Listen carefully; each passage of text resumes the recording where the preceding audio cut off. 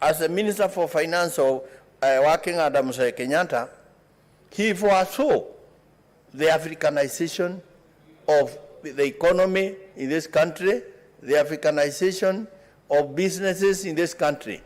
And this where bodies like ICDC were conceived and became actually the driving machinery for the African business people.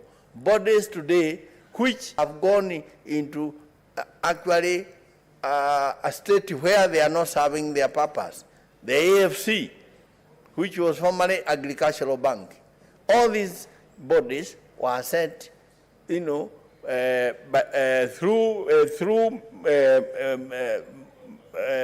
Mwai Kibaki as the Minister for Finance, and of course, through the policy of Mwai Kenyatta.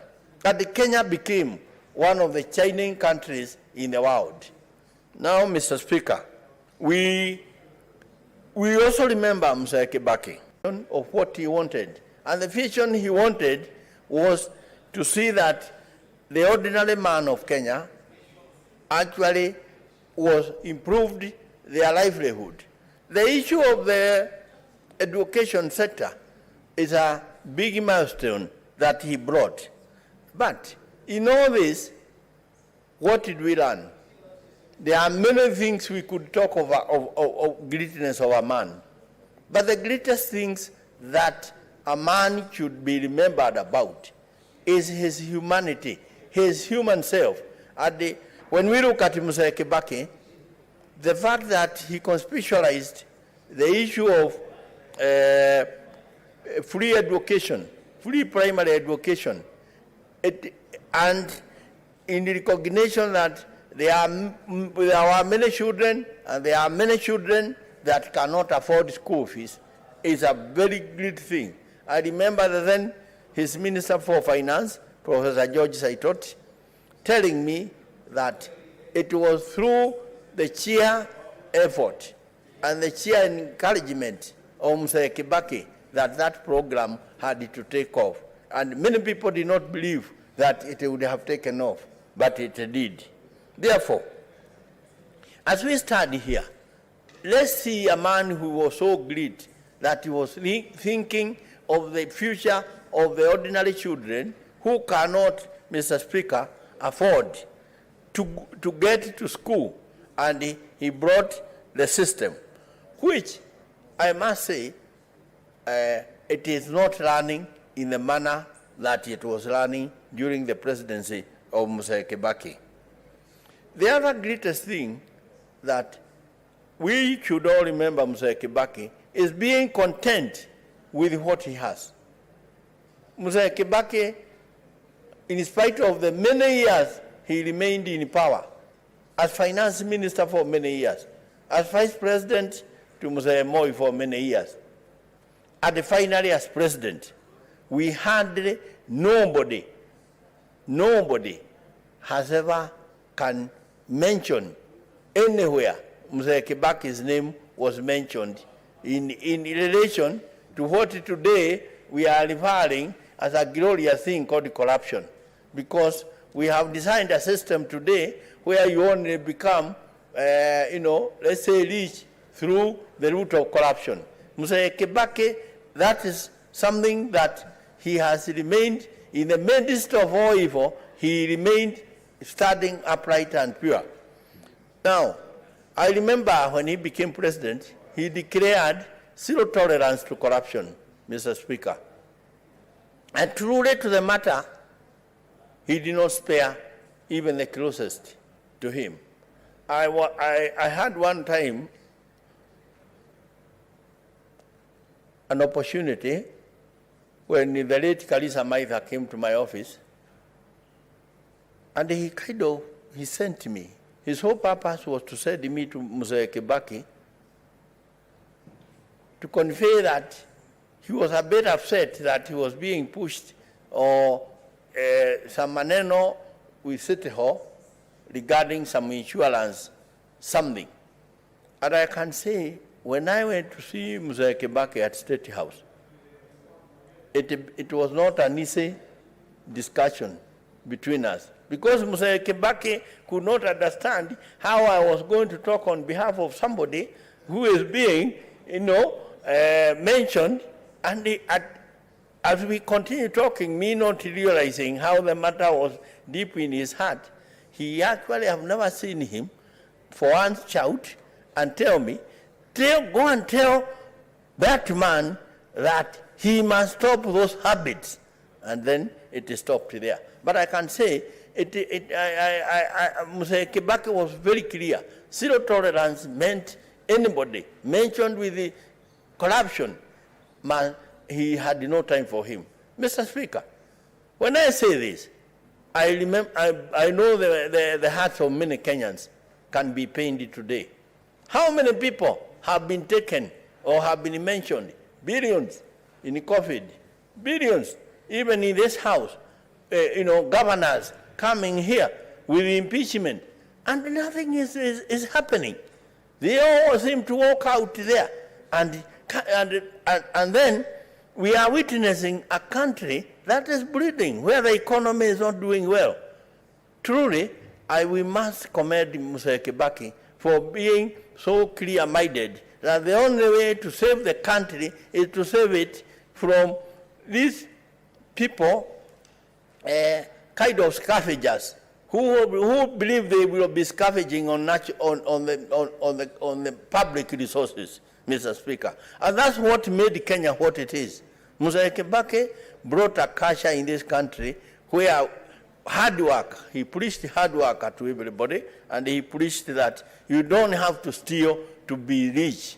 And let me say, the other most notable thing to learn from Mwai Kibaki is the fact that to be poor is not a question of what you have, or to be rich is not a question of what you have. To be poor is a question of what you wanted to have minus what you have. And Mwai Kibaki lived with content with what he had, and we all actually admire that kind of spirit of a man. Mr. Speaker, we also remember Mwai Kibaki as somebody who had the capacity to actually cooperate even with people he did not come agree with. And I want to say I have witnessed various incidents. And I remember one time I dared and I had courage. And I told him, I went to State House, and it had taken a year. When Mwai Kibaki took over, there were a kind of skirmishes between the former people who are in government and the people who are in his new government. And I told Mwai Kibaki, I believe, Mzee, I would recommend that it would be good you invite Mwai for a cup of tea. And he asked me, sasa tutatuma nani? And I gave the name of Bishop Yego, and they started discussion with Mwai. So, Mwai Kibaki was somebody who appreciated any idea, odd as it looked. And that is one of the greatness of men. When we come to our area in Nyeri, there are things that we will remember Mwai Kibaki for. And one of the greatest things we remember Mwai Kibaki is that he actually managed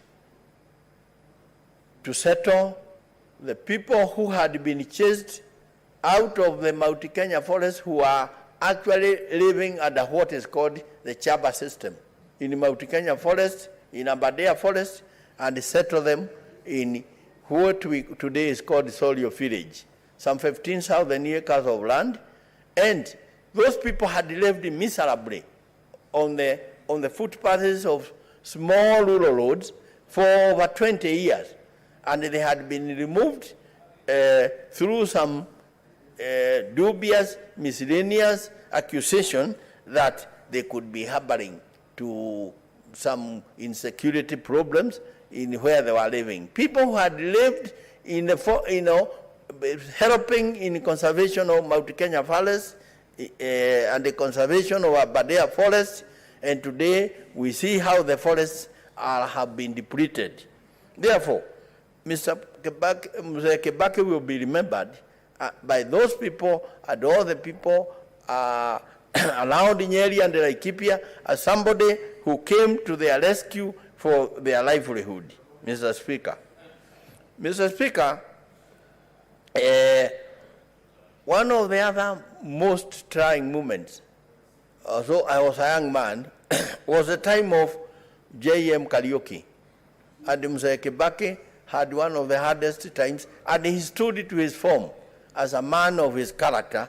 And I remember his words at the burial of JM karaoke, where he said, even if it takes 100 years, the truth will be known. I want to say, Mwai Kibaki was a man who lived upright in spite of all the years that were surrounding him again and again. Now, we also learned from Mwai Kibaki things to do with the democracy, things to do with the rule of law, and things to do with the freedom of speech.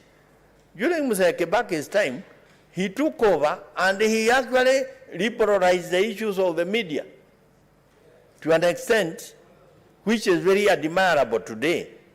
And from Mwai Kibaki, he did not mind criticism, and he believed that criticism was the way to actually improve a country, and you have to let people be able to air their views. And therefore, as we mourn Mwai Kibaki, as a country and as a people, we also remember him as somebody who actually wished to set up a governance system in this country, a governance system for all the people, as envisaged in the best governments of the world. In this regard, I want to say in this particular time of politicking which we are doing, let's remember Mwai Kibaki, and follow his example and ensure that in spite of the struggles and the bitterness that sometimes is developing and the temperatures that are developing, we should always emulate Mwai Kibaki and ensure that Kenya remains a peaceful country, and we see a peaceful election for the welfare of our people. And to me, I'm saying this sincerely because we have already witnessed the high temperatures, and they are going to get higher.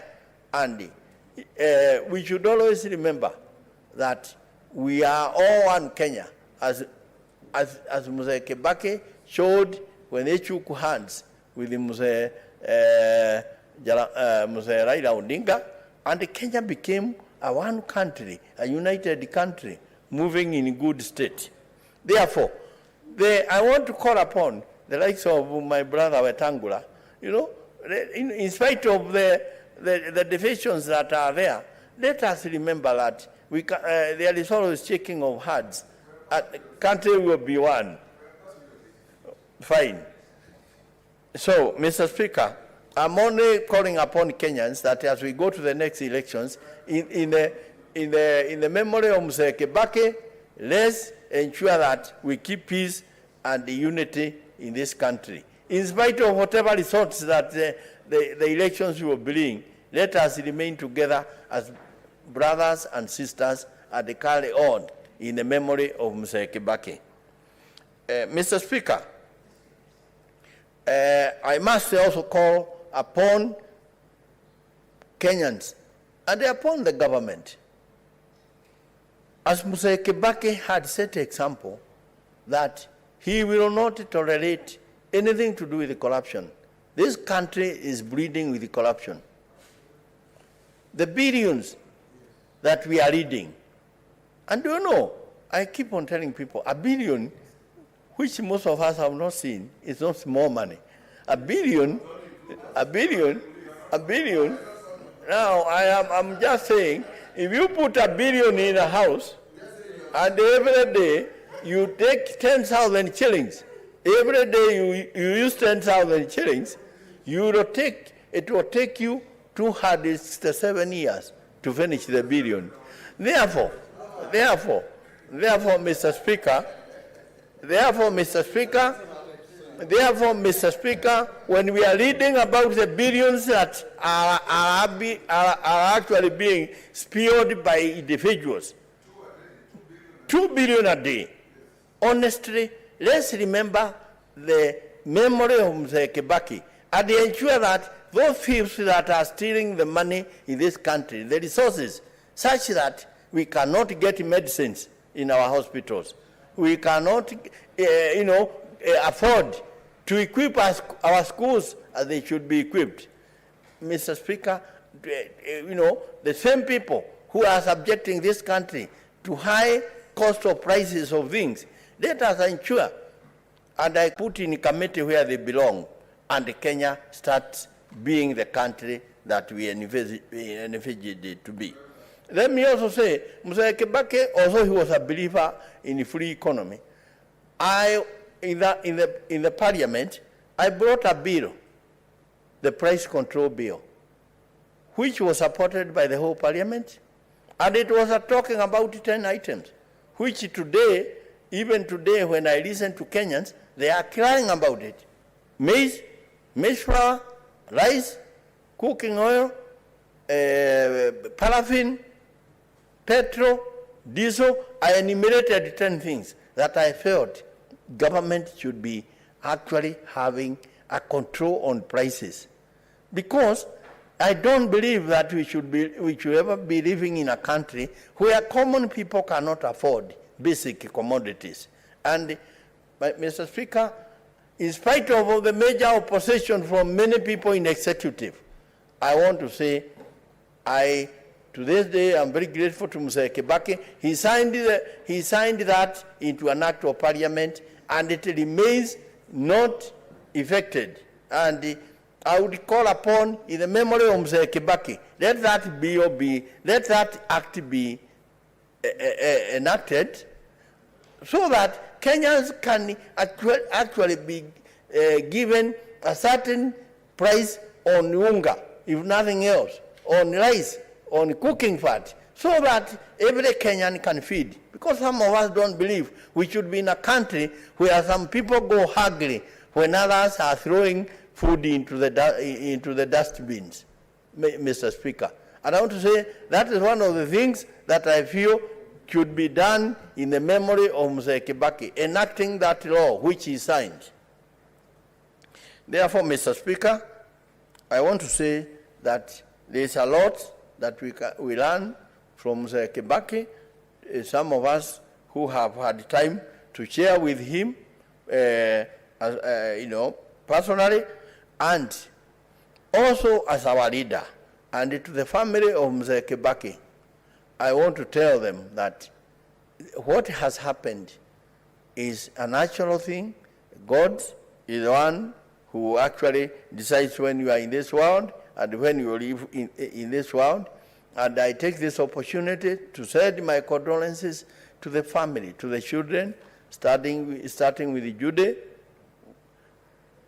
Jimmy, David, and Tony.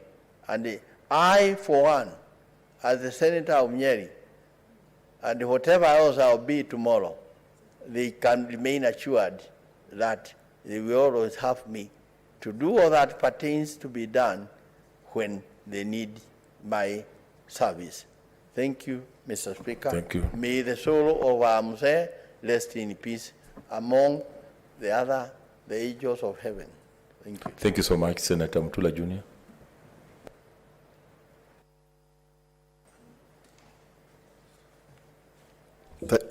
Thank you, Speaker. First, Speaker, to the family of the late Mwai Kibaki, the constituents, the country generally, where he comes from, Nyeri, from Senator Ephraim, allow me to pass my condolences and that of my wife, Anita, and the people of Makwiny on losing such a great one. Mr. Speaker, the young people like myself and others can only repeat sentiments of what we have had. We've not had the opportunity like Senator Wetangula, Senator Maina, Senator Orengo, Senator Ongeri, who had the privilege of working with this good man. Stories are told about this man. And I allow me, Mr. Speaker, to recall the sentiments that my late father shared about this good man. He said, this is one man that Kenya will miss. I don't know what he meant then, but watching him lying in this parliament there reminds me that of the words of Solomon, all is vanity. I hope our presidential candidates and the people who want to rule this country can learn some lessons about this good gentleman, Mwai Kibaki. Senator Orengo didn't mention that when he was Minister for Lands, and after assuming office, the first thing the mandarins of NAC government wanted to do was take away the property of Mzee Moi. And this good gentleman, President Kibaki, instructed Senator Orengo to deliver the title deed of Cabinet Gardens to Mzee Moi.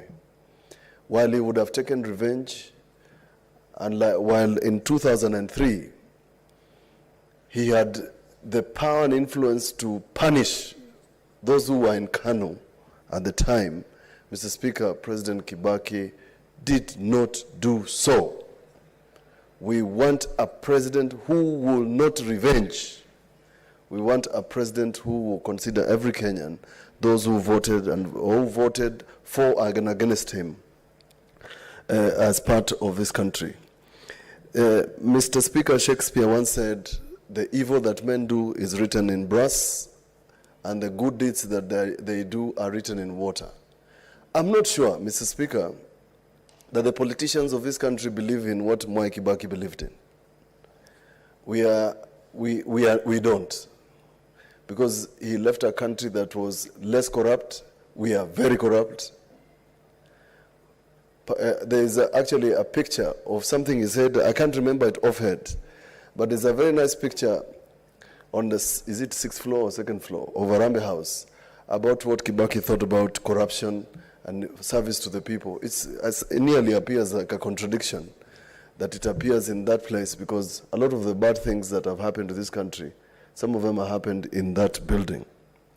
Mr. Speaker, I remember this president, after he left office, as a gentleman who I saw every other Sunday at the consulate shrine, where I go every Sunday. We used to go every Sunday. I used to walk there simply.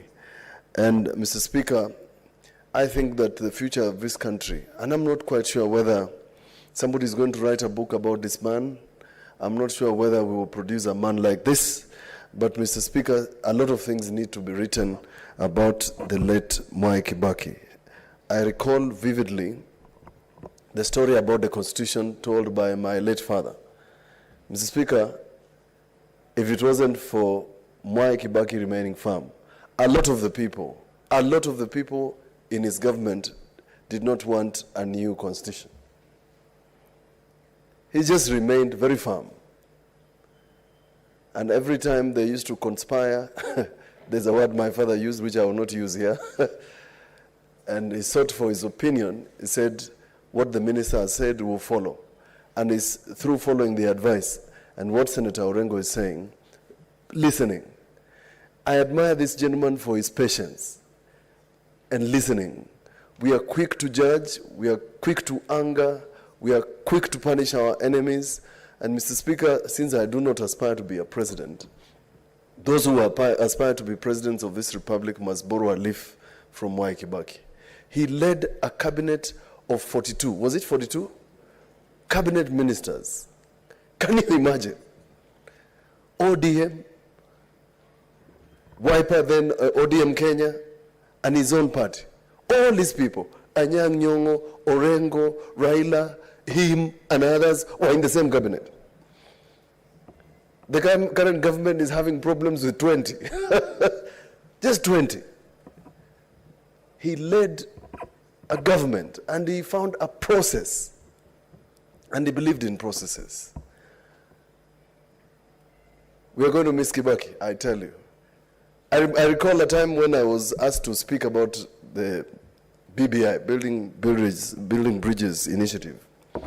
And I said, and I won't repeat why I said this, and I said, you're going to miss President Mwai Kibaki and what he did for us to get a new constitution. The constitution he promulgated in 2010 is untouched. So many years later. Why? Because he believed in processes. And we got a new constitution despite opposition to it because this man believed in processes. I'm saying, if we want to believe in the legacy of one Mwai Kibaki, we must follow process. Those who speak about ill-gotten wealth, I represented two people who, together with my late father, who were said at the time to be very close to him. One of them was a central bank governor. Who was his economic advisor? When he was alleged to have committed crime when as governor of central bank, he went to him. He told him, Mr. Speaker, that I'm an innocent man. Mwai Kibaki told him, go and defend yourself in court. And true to his word, Governor Mulay was found innocent of the crimes for which cabinet ministers in Mwai Kibaki's government conspired to have Governor Mulay removed from office. The second gentleman from Nyeri, who was also his good friend, his name was John Munge. What's your point of order, Senator Yako? I hate interrupting my very eloquent future present and future colleague, and who will also be your colleague, Mr. Speaker, in COG. He said that cabinet ministers conspired to have somebody charged. I was in that cabinet, and I do not want to say much because I'll steal his thunder. There was no such conspiracy. If it took place, it was not at the cabinet level, it was in the kitchen. Thank you, Mr. Speaker. Thank you.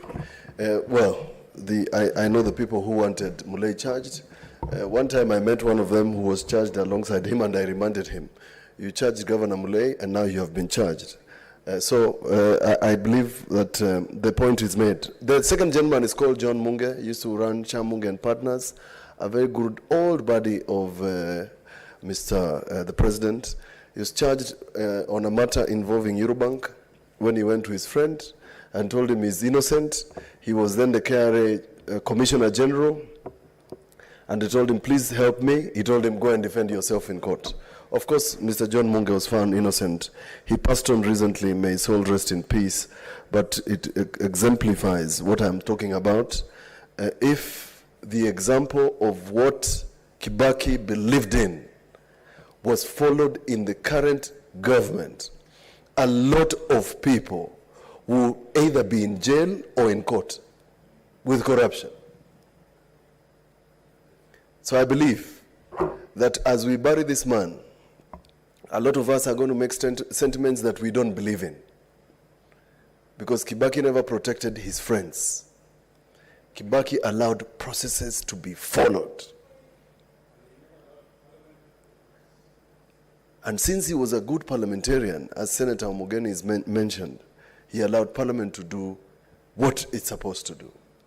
We must tell our presidential candidates, those who want to become presidents, that you must emulate Mwai Kibaki.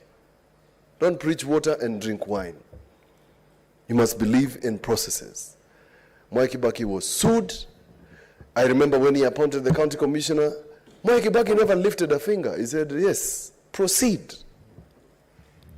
And I believe the next chief executive of this republic must be able to tell us that he will follow the footsteps of Mwai Kibaki in terms of allowing processes, because that's what this gentleman believed in. I cannot not mention, Mr. Speaker, the question of debt. This man left this country with no debt, or very little debt. And since we are eulogizing things as they are, so that somebody can learn a lesson, was it because this gentleman, the Makerere student, was a good economist? Did the economist Mwai Kibaki? The answer is no. What he did is that this good gentleman had an economic council, National Economic Council, ECOSOC, that advised him. That is the reason our economy was thriving in his time. That's the reason we borrowed less.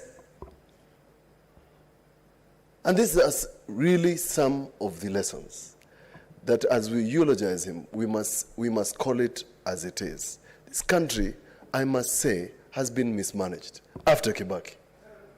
I will say it for the record and for his grandchildren to read. Mwai Kibaki led a peaceful transition.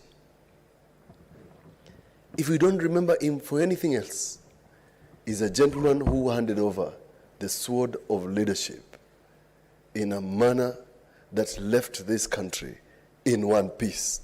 When I say so, I am speaking to the current president. This man was your mentor lying in Parliament. You must leave Kenya in peace when you hand over power, because there will be no other president. I believe that President Uhuru Kenyatta is going to do the right thing, as his predecessor did. Mr. Speaker, let me end there and say that it's unfortunate that the country has lost all other presidents who have left us. It would have been nice, and I have suggested that in future, any president who leaves office must form sort of an elders' council where they can guide their successors on matters management of the country. A time will come when we'll have 5 retired presidents, or 6 or 7. We can't just let them go into their retirement. They should find an opportunity to guide, like it happens in America. And therefore, Mr. Speaker, as we eulogize this good gentleman, I pray that this country will have a peaceful election. Those like Senator Wetangula, who has said and spoken about my party leader, who deputized successfully the Mwai Kibaki, must remind that our Dr. Stephen Kalonzo, our party leader, is like Job. You know, the man is just going through trials. It's just trials. And a good Stephen Kalonzo Musyoka, the peaceful man, is quiet. It's not because he doesn't know what to do or what to say. It's not because we don't know what to do or what to say. We are peaceful people. We are watching. All of you. That doesn't mean you take advantage of him or us. And nobody is going to marry us by force. No. We are going to do everything. We're going to do everything. Those who sit with him and those who advise him, we're going to do it, everything, doing it willingly. Willingly. Because this country is bigger than all of us. I think at some point everybody must think about the country more than we love ourselves. So we have taken your advice, and as usual, we are going to take notes. We are taking notes. Those of you who are inviting us, we are taking notes. We are watching you. I don't think you are just going to invite us and we walk in there like we are jilted. We are not. Thank you. Senator Christopher Langat. Thank you, Mr. Speaker, for also giving me this great opportunity to eulogize this particular great man, Mr. Mwai Emilio Stanley Kibaki, was a great leader and will be remembered because of what we can see today out of what he did. And I want to pass my condolences on behalf of the people of Bomet to the family and to the Kenyans that this particular man touched their lives in a very special way. And I want to say that Mwai Kibaki was a great man, right from the family level, Mr. Speaker. So I remember very well that he worked with his wife closely when he was the president of this particular country. He even went ahead to protect his family by even making a press statement to declare that Lucy Kibaki was the only wife that he had. You know, it was great. And I tend to think that he set a great example to most of the people of this country. I want to say in leadership that he was an economic giant, that actually he rescued this country at the point of need. When we were expecting that everything was in disarray economically, there comes a time when Kibaki arrived as the president of this country and saved the economy of this country. He will be remembered forever. I want to say also that in education, this is the man that when he declared free education, free universal primary education, most of the people doubt if that would succeed. But it succeeded so much that I remember when I was in university, almost every student was researching on the success of free primary education in this country.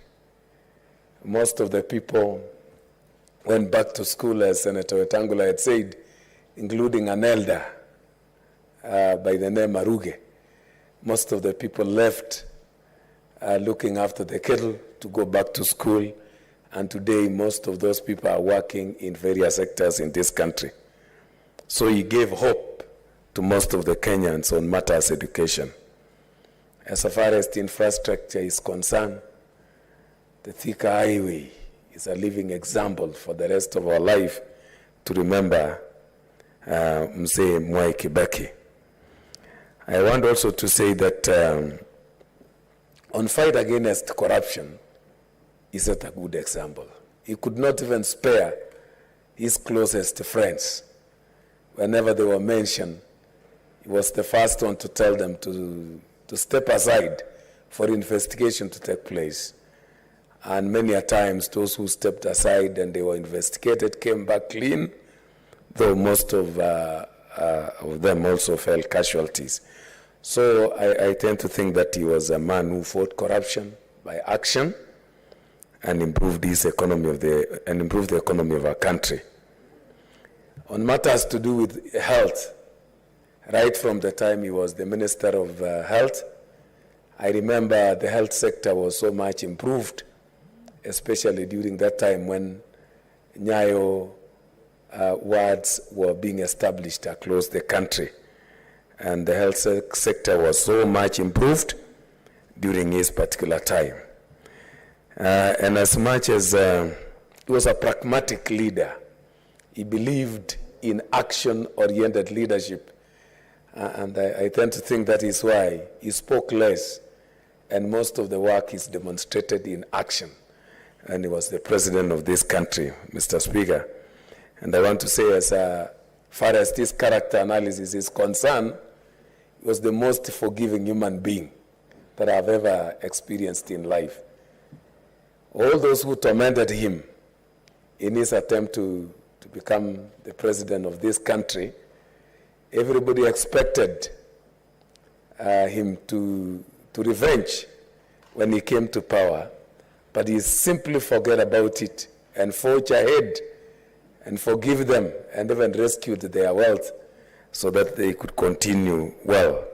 So I want to say, when it comes to learning on forgiving our enemies, I think we get a lot of lessons from Mwai Kibaki. He was also very resilient. Remember, he suffered so much He became the president of the Republic of Kenya while he was sick, but nevertheless, he led the country the right way. I can also learn to be a fighter, to getting whatever you want. He was a go-getter. He fought so many times to become the president of this country. And at the point where everybody was almost declaring him irrelevant in the fight, that is the moment he clicked to leadership in this country. So I want to say that his spirit of fighting will always remain as an example to most of us in this country, that there is always hope for those who are hopeful. He was a very humble leader and a very brilliant scholar that we shall always emulate him. So I want to say that Mwai Kibaki was a great leader, that we have a lot to borrow from him. And I want to say that for those of us who are still fighting as far as leadership is concerned, we must always borrow a lot from him. And I want to say on behalf of the people of Bomet, may his soul rest in peace, and may he live forever in our lives, more so in actions that we can see today and forever. I still condole the family and the Kenyans, and may his soul rest in peace. Thank you, Madam Speaker. Thank you, Senator. Senator Wambua Enokio. Thank you, Madam Speaker, for this opportunity to also add my voice in paying my tributes to a great man. Madam Speaker, it has been said, and I want to add my voice, that indeed the late President Emilio Stanley Mwai Kibaki had a checkered political career. I think he's going down in history as the longest serving member of Parliament, having served, actually I'm being reminded by my leader here, Senator Wetangula, that is probably the longest serving member of Parliament in the Commonwealth. Having served this country for 50 years as a member of Parliament in Donholm and Othaya, having served... there is a point of information, Senator Kio. Would you like to be informed by Senator Mbogo? Madam Speaker, I will take the information. Okay. Senator Mbogo Ochila Ayako. Thank you, Madam Speaker. I would like to inform my colleague that I think he is the second to Sir Winston Churchill, who served for 51 years. That's the correct information in the Commonwealth. Thank you. Madam Speaker, I don't know whether to take that because my colleague is not very sure. He's saying perhaps he is second to Churchill. So unless we get the facts right, Madam Speaker, I will stick to eulogizing my fallen president as the longest serving member of Parliament in the Commonwealth. Madam Speaker, it will be remembered that the late President Mwai Kibaki successfully served as the fourth Vice President of the Republic of Kenya. He had a successful career in the cabinet in several dockets, including finance, home affairs, and health, just to mention but a few. He was a founder member and leader of a Democratic Party, a man who rose to be the official leader of opposition in Parliament, and eventually became our president and served for 10 years. Madam Speaker, on my own behalf, on behalf of my family, on behalf of the people of Kitui County, on behalf of the people from the Lower Eastern region and the wider fraternity spread across the country, I convey our condolences to our fallen president and the family of Mzee Mwai Kibaki. We say we condole with you. Madam Speaker, I want to say a few things about President Mwai Kibaki. I did not have the opportunity to serve directly under him, as did Senators Wetangula, Senator Ochilo, Senator Pogisho and Orengo and the rest of the senators that served under Kibaki. But, Madam Speaker, I am a direct beneficiary of the benefits of the good leadership of our fallen president. When I served in media, the Speaker for 16 years, from the year 2000 to the year 2016, within which time the fallen president served as president for 10 of those years. The Speaker, we enjoyed real press freedom. It is during Kibaki's tenure that the media space in this country was expanded and journalists had opportunity to report on everything under the sun. In fact, it was under President Kibaki's leadership that we as media people boldly reported about the hills in government without looking over our shoulders. We took on cabinet ministers without looking over our shoulders, without being harassed. And we served under a president who believed and lived the principles of journalism that believe that a free media is a nation talking to itself. So under President Kibaki, the media enjoyed great freedom. Madam Speaker, it was under the leadership of President Mwai Kibaki that we got the Constitution of 2010. And, Madam Speaker, it shall be remembered that this Constitution has been applauded across the world as the most progressive constitution of this side of the world. In the legislature, under the 2010 Constitution, we in this Senate are creatures of that Constitution. In the judiciary, we have the Supreme Court. And in the executive, we created the office of the Deputy President. Those are the highlights of the Constitution 2010, not forgetting devolution and all the good things, the Bill of Rights, all the good things that are to be found in our supreme law.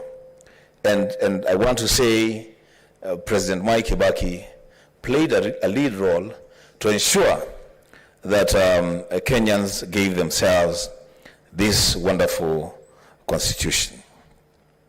Madam Speaker, the development record of the former president, our fallen hero, speaks for itself. The road network and this piece of road from Nairobi to Thika, the Thika Superhighway,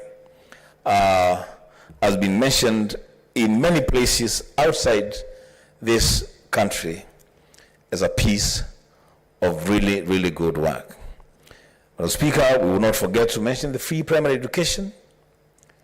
And, you know, Madam Speaker, I draw a parallel without saying any bad things about anyone.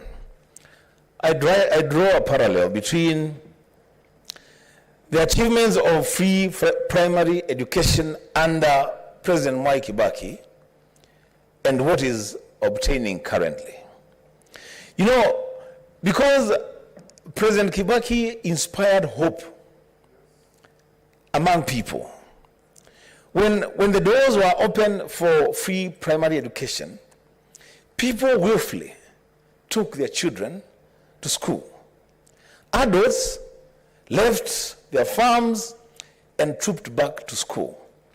We all remember the images that we got from Olympics Primary School, where children from all over Nairobi just went to school.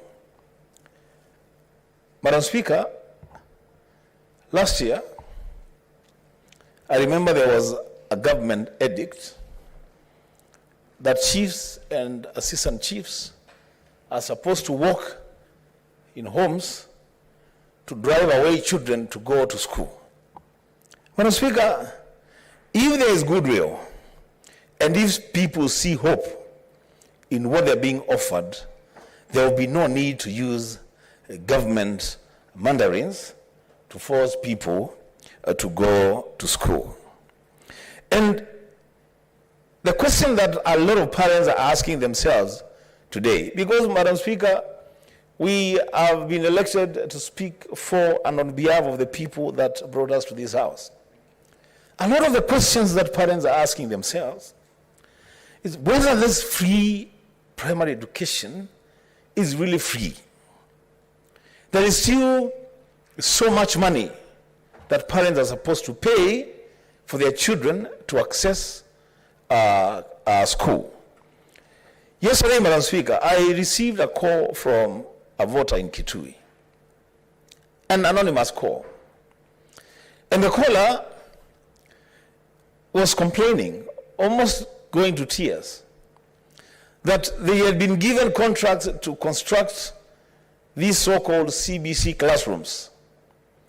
They have constructed the classrooms. The details in regard to the contracts have been filled and submitted to Jogoo House. But when they come for payments, they are being taken round in circles. They are not being paid. And in fact, in his own words, people at Jogoo House are indirectly asking for bribes to pay the contractors who have been asked to build these classrooms.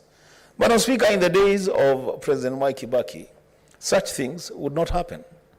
And I want to challenge the government of the day, as we eulogize President Mwai Kibaki, to call upon the Minister of Education to make sure that if money was set aside for people to get contracts to build CBC classrooms in our institutions, it's only fair you pay these people.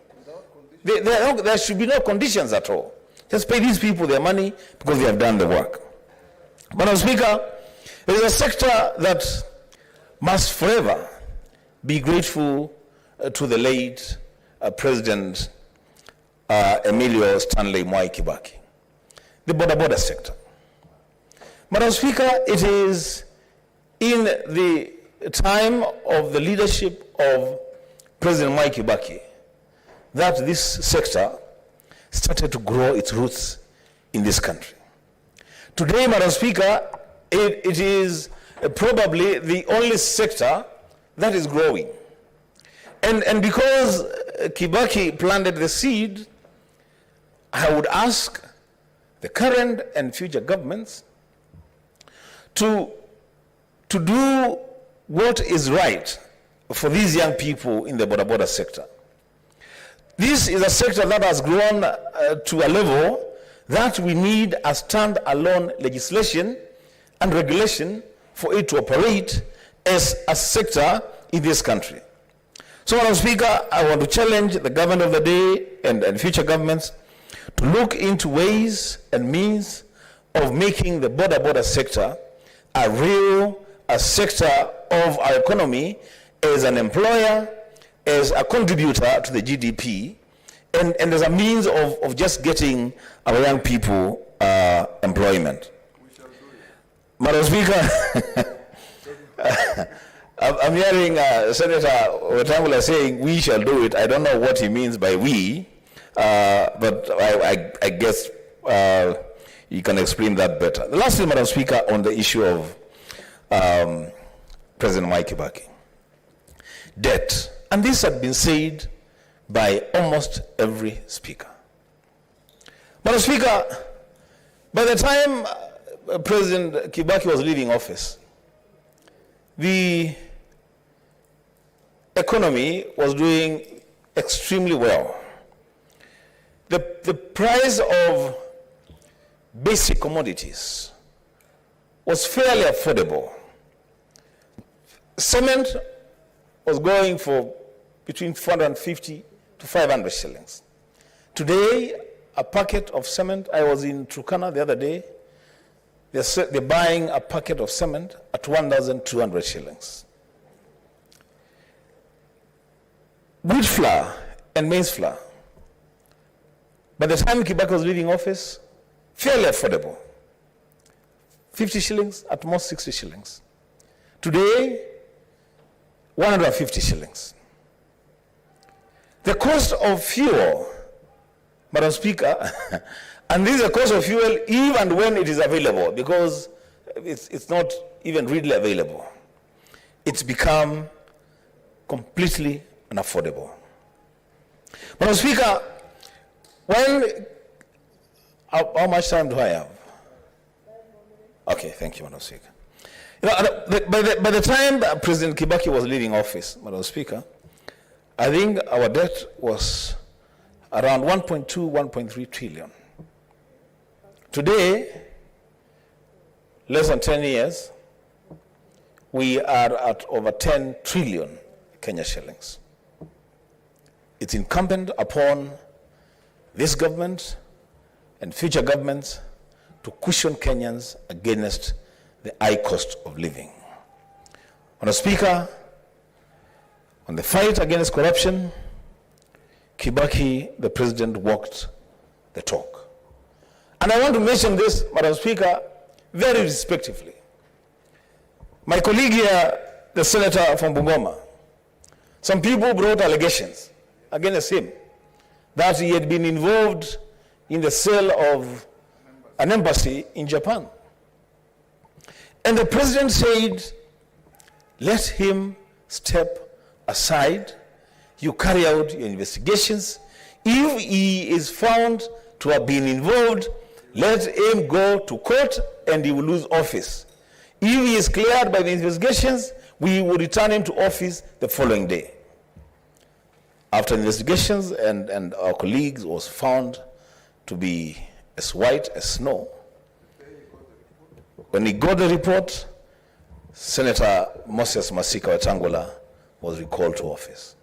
That is President Kibaki for you. A man who, when it comes to public service, there are no friends or enemies. It's the law that must take its course. Today, Madam Speaker, we have a lot of people of questionable character, people who have looted public resources, but they're still in government, serving at the pleasure of the president. Madam Speaker, a time has come that maybe we should emulate Mzee Kibaki and do the right thing for this country. Lastly, Madam Speaker, and if I run out of time, Madam Speaker, I'll ask for a minute, because Senator Ochilo Ayako and Senator James Orengo made reference to my party leader, His Excellency Dr. Stephen Kalonzo Musyoka, in relation to the leadership of this country. Madam Speaker, I want to make it very clear, on my own behalf and on behalf of the Wiper fraternity, that we are not offering any bride for any marriage. Madam Speaker, whether consensual, arranged, or forced, there is no one who is offering any bride for any marriage. I've listened to the words of Senator Wetangula with more than passing interest. He says they have opened doors. We have heard that before. Madam Speaker, what I want to make very, very clear for this country to hear and to know is that Dr. Stephen Kalonzo Musyoka has served this country with distinction. If there is one man that we have to pay accolades to and respect and treat with the dignity that is due to him, that person is Dr. Stephen Kalonzo Musyoka. When he was Kibaki's vice president, he supported the government of the day with everything that he had. He made it possible for his boss to deliver services to this country. When there was chaos in neighboring countries, he took responsibility and a duty of care to help form and stabilize governments in the DRC, in South Sudan, in Somalia. Madam Speaker, if I were my leader, Senator Orengo, or my senior colleague, Senator Ochilo, I would perhaps address Dr. Stephen Kalonzo Musyoka differently. Madam Speaker, I submit. Thank you very much. Ochilo, he has already cleared. To do what? To inform or to?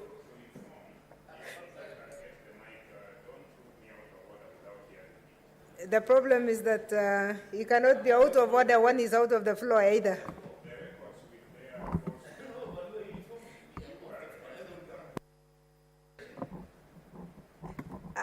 You know you are going to have your turn. Graft it around your turn.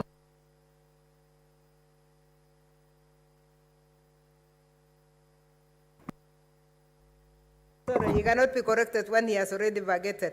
I didn't see your click earlier. You should have clicked it a little bit earlier. Senator Maura Isaac.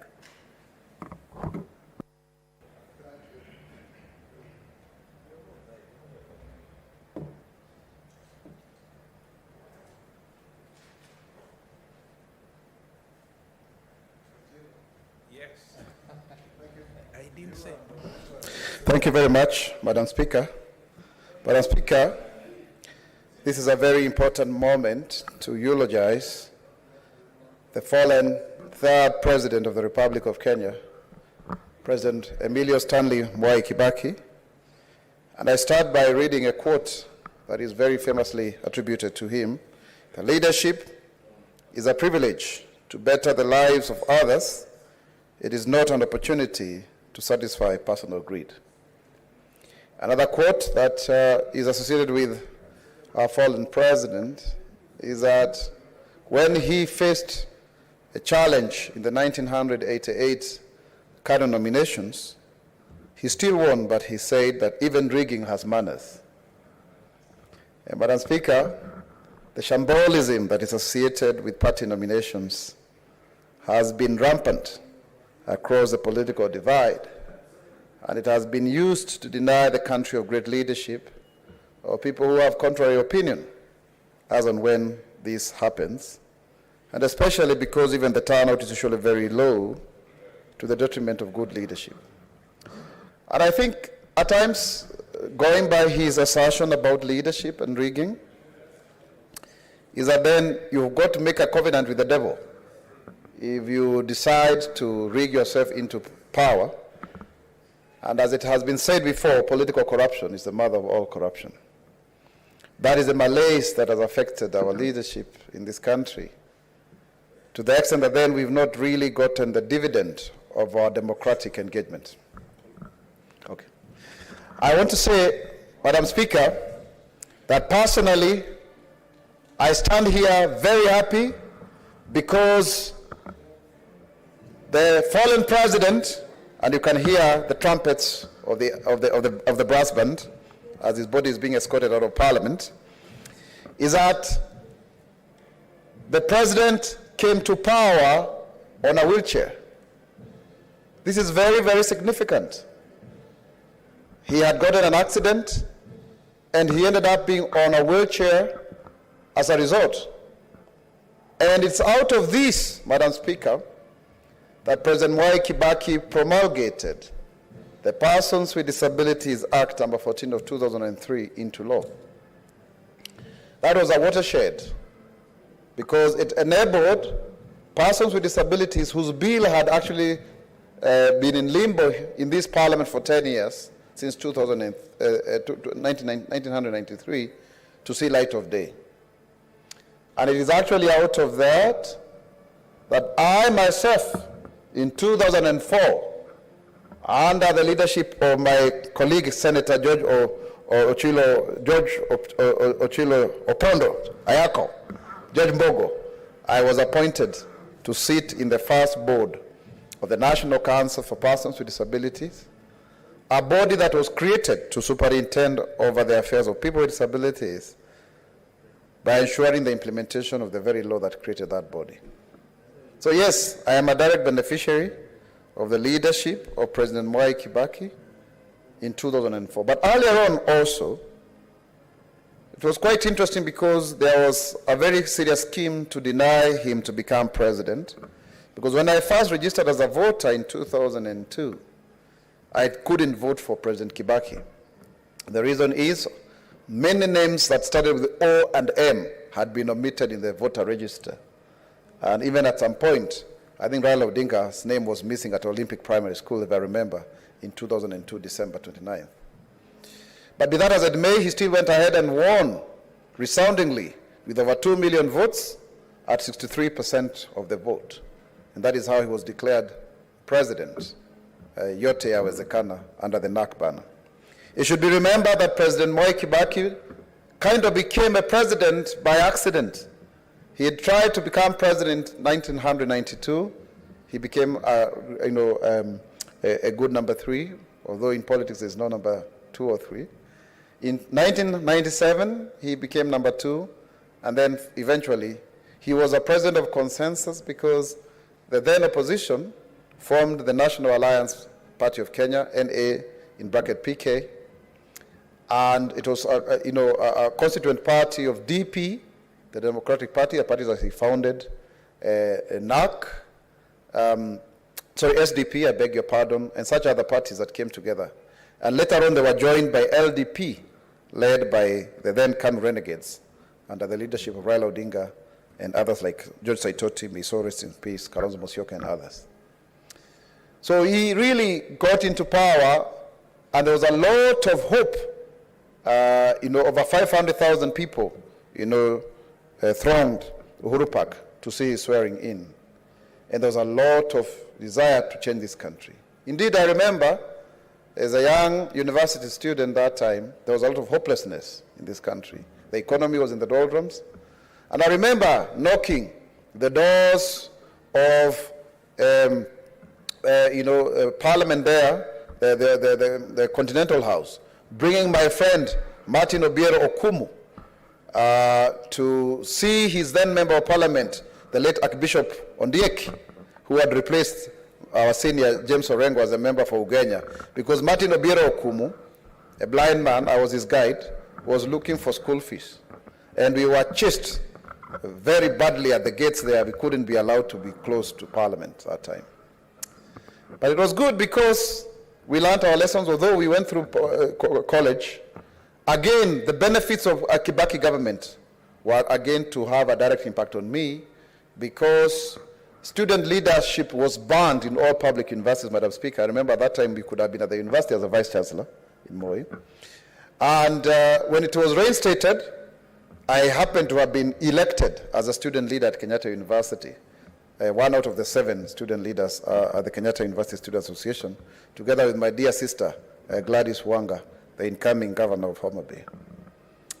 So it was really that, gesture that those who had clamored for reforms at the university level, that they got an opportunity to exercise leadership under the new democratic dawn that the NAC administration, birthed, of course, under the leadership of President Mwai Kibaki. And I remember we led a protest against the then Vice Chancellor, George Shuani, may his soul rest in peace. And it's out of that that also President Kibaki gave us a new Vice Chancellor, Professor Everett Maraka Standa, the poet, who, of course, ended up governing the university in a better way. So I am here standing as a direct beneficiary of President Mwai Kibaki's leadership. And further to it, I remember, with a lot of nostalgia, that there was a boom of the economy. So much so that many of my colleagues who finished school with us were able to get jobs within their first year, that they did not tarmac for long, because the banks who were employing, they were hooking loans, there are so many businesses, credit was available, and it is that inspiration. In fact, I was speaking to Jimmy Kibaki, the son, this morning as I went to view, after I had viewed the body, that is the inspiration of the Kenya Kwanza, the UDA, a bottom-up economic model. That you can actually stimulate the economy from the bottom up and create many opportunities for so many millions of people. And it is very, very well documented in terms of macroeconomics. That's the only way you can ensure a country has been able to rise again. But if you have a very constricted economy, with very few people at the top, I think it's very, very, very serious that then you create a lot of poverty. And I've just come from a very fractious and engaging, grueling campaign process, and the levels of poverty that have been created in the last 10 years, it's horrible. It's horrible, Madam Speaker. We have actually regulated so many people in the doldrums of poverty. And that is not what our government should do. It's a total failure. When President Kibaki left office, he left the country with a public debt of 1.8 trillion because he borrowed very well every year about 200 billion for infrastructure projects. And at that point in time, the economy was financed locally, domestically, at 93% of the GDP. We were only borrowing about 6%. Today, all of our development budget is borrowed because of poor fiscal economic strategy. When he was there in power, I remember as a young, public servant, at a very young age of 22 years, having gotten my first government appointment, we used to practice what you call the medium-term expenditure framework. This was a 3-year budgeting cycle so that you would know your resource envelope 3 years in advance in terms of it was incremental. Today, it's yearly, and about 8,000 government projects have yet to be implemented because they are whimsical. And I remember the president saying, when he took over power in 2003, that the country shall not be led under the whims of an individual. He believed in the rule of law. And as a result, Madam Speaker, he promulgated the new constitution in 2010. He never felt the embarrassment as to the loss in 2005 no referendum, that he lost actually to his erstwhile political nemesis in government and allies, led by Raila Odinga. He still kept the fire burning. And it is actually rumored and documented, actually, he was ready to relinquish power because he was a Democrat in 2007 until some forces prevailed upon him. And of course, there was the Grand Coalition government. But even then, he was very witty, an intelligent man, because when he constituted his first cabinet, he only appointed 17 members of the cabinet, I can remember very well, and left the other 17 to the then opposition. Even if the cabinet later on was, increased to 42 odd members, so that then we could be able to have ODM and PNU coalition, get into power. He's a president who never really, glorified himself. He removed his face from the currency even before this current constitution so provided.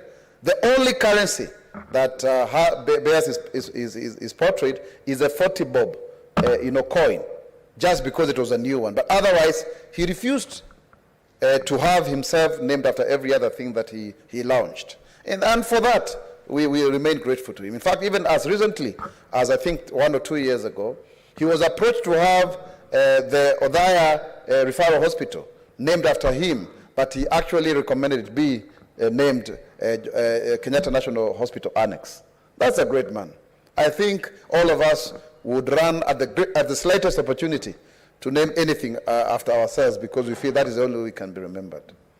So President Mwai Kibaki, the great economist, the great orator, who I think in 1982 was named in the Times magazine as one of the 100 greatest leaders. For sure, he lived up to this expectation.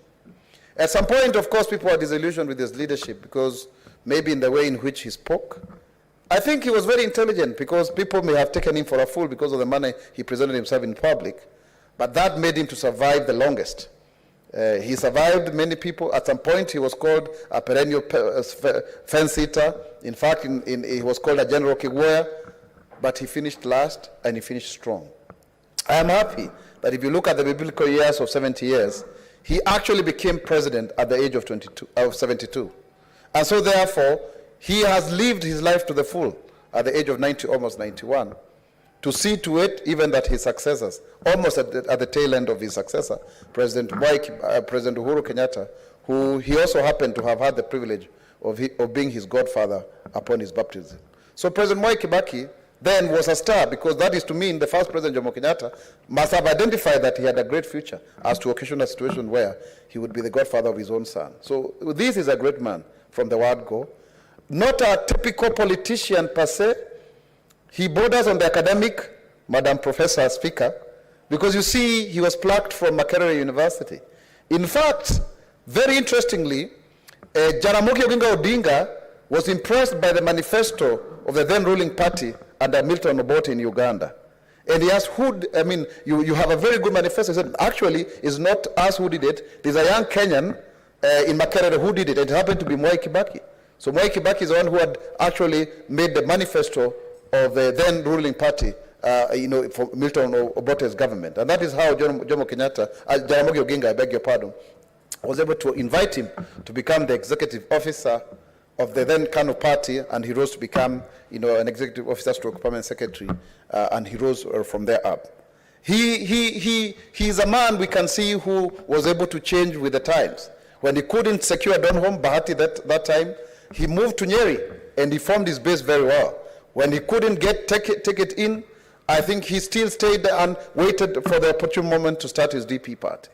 I can imagine the embarrassment he went through when he had to be dropped as the vice president, and he was still retained in cabinet as Minister for Health. It must have been a very trying moment. He stayed for 10 good years in the opposition. I wonder whether he would have become a good president, Madam Speaker, had he not stayed in the opposition for those 10 good years. I think it's a question of seasoning. So that then, by the time he became president, then he knew the suffering of Kenyans, because if you live in this bubble of leadership after leadership, you may actually be bereft of the realities of the people that you want to lead. So I think he was meant for the moment. I'm afraid under the Jubilee administration that I have campaigned very seriously for, we've rolled back the economic gains that he had made. If we had continued with that legacy, we've actually we've eaten it off, and we are about 15 years back where we were before. Yes, indeed, there is a question of whether the issue of devolution and an expanded government, the 2 tiers of government, then is a reason. I beg to differ, because I remember President Kibaki struggling with the new governors led by Alfred Mutua and others who were then vocal, by him insisting that we are a unitary government. It's only that in the expansionist and building behavior of public servants, we didn't scale down what had been devolved as to occasion a reduction of government expenditure at the national level. Why, for example, today would 98 billion be used at the national headquarters of the Ministry of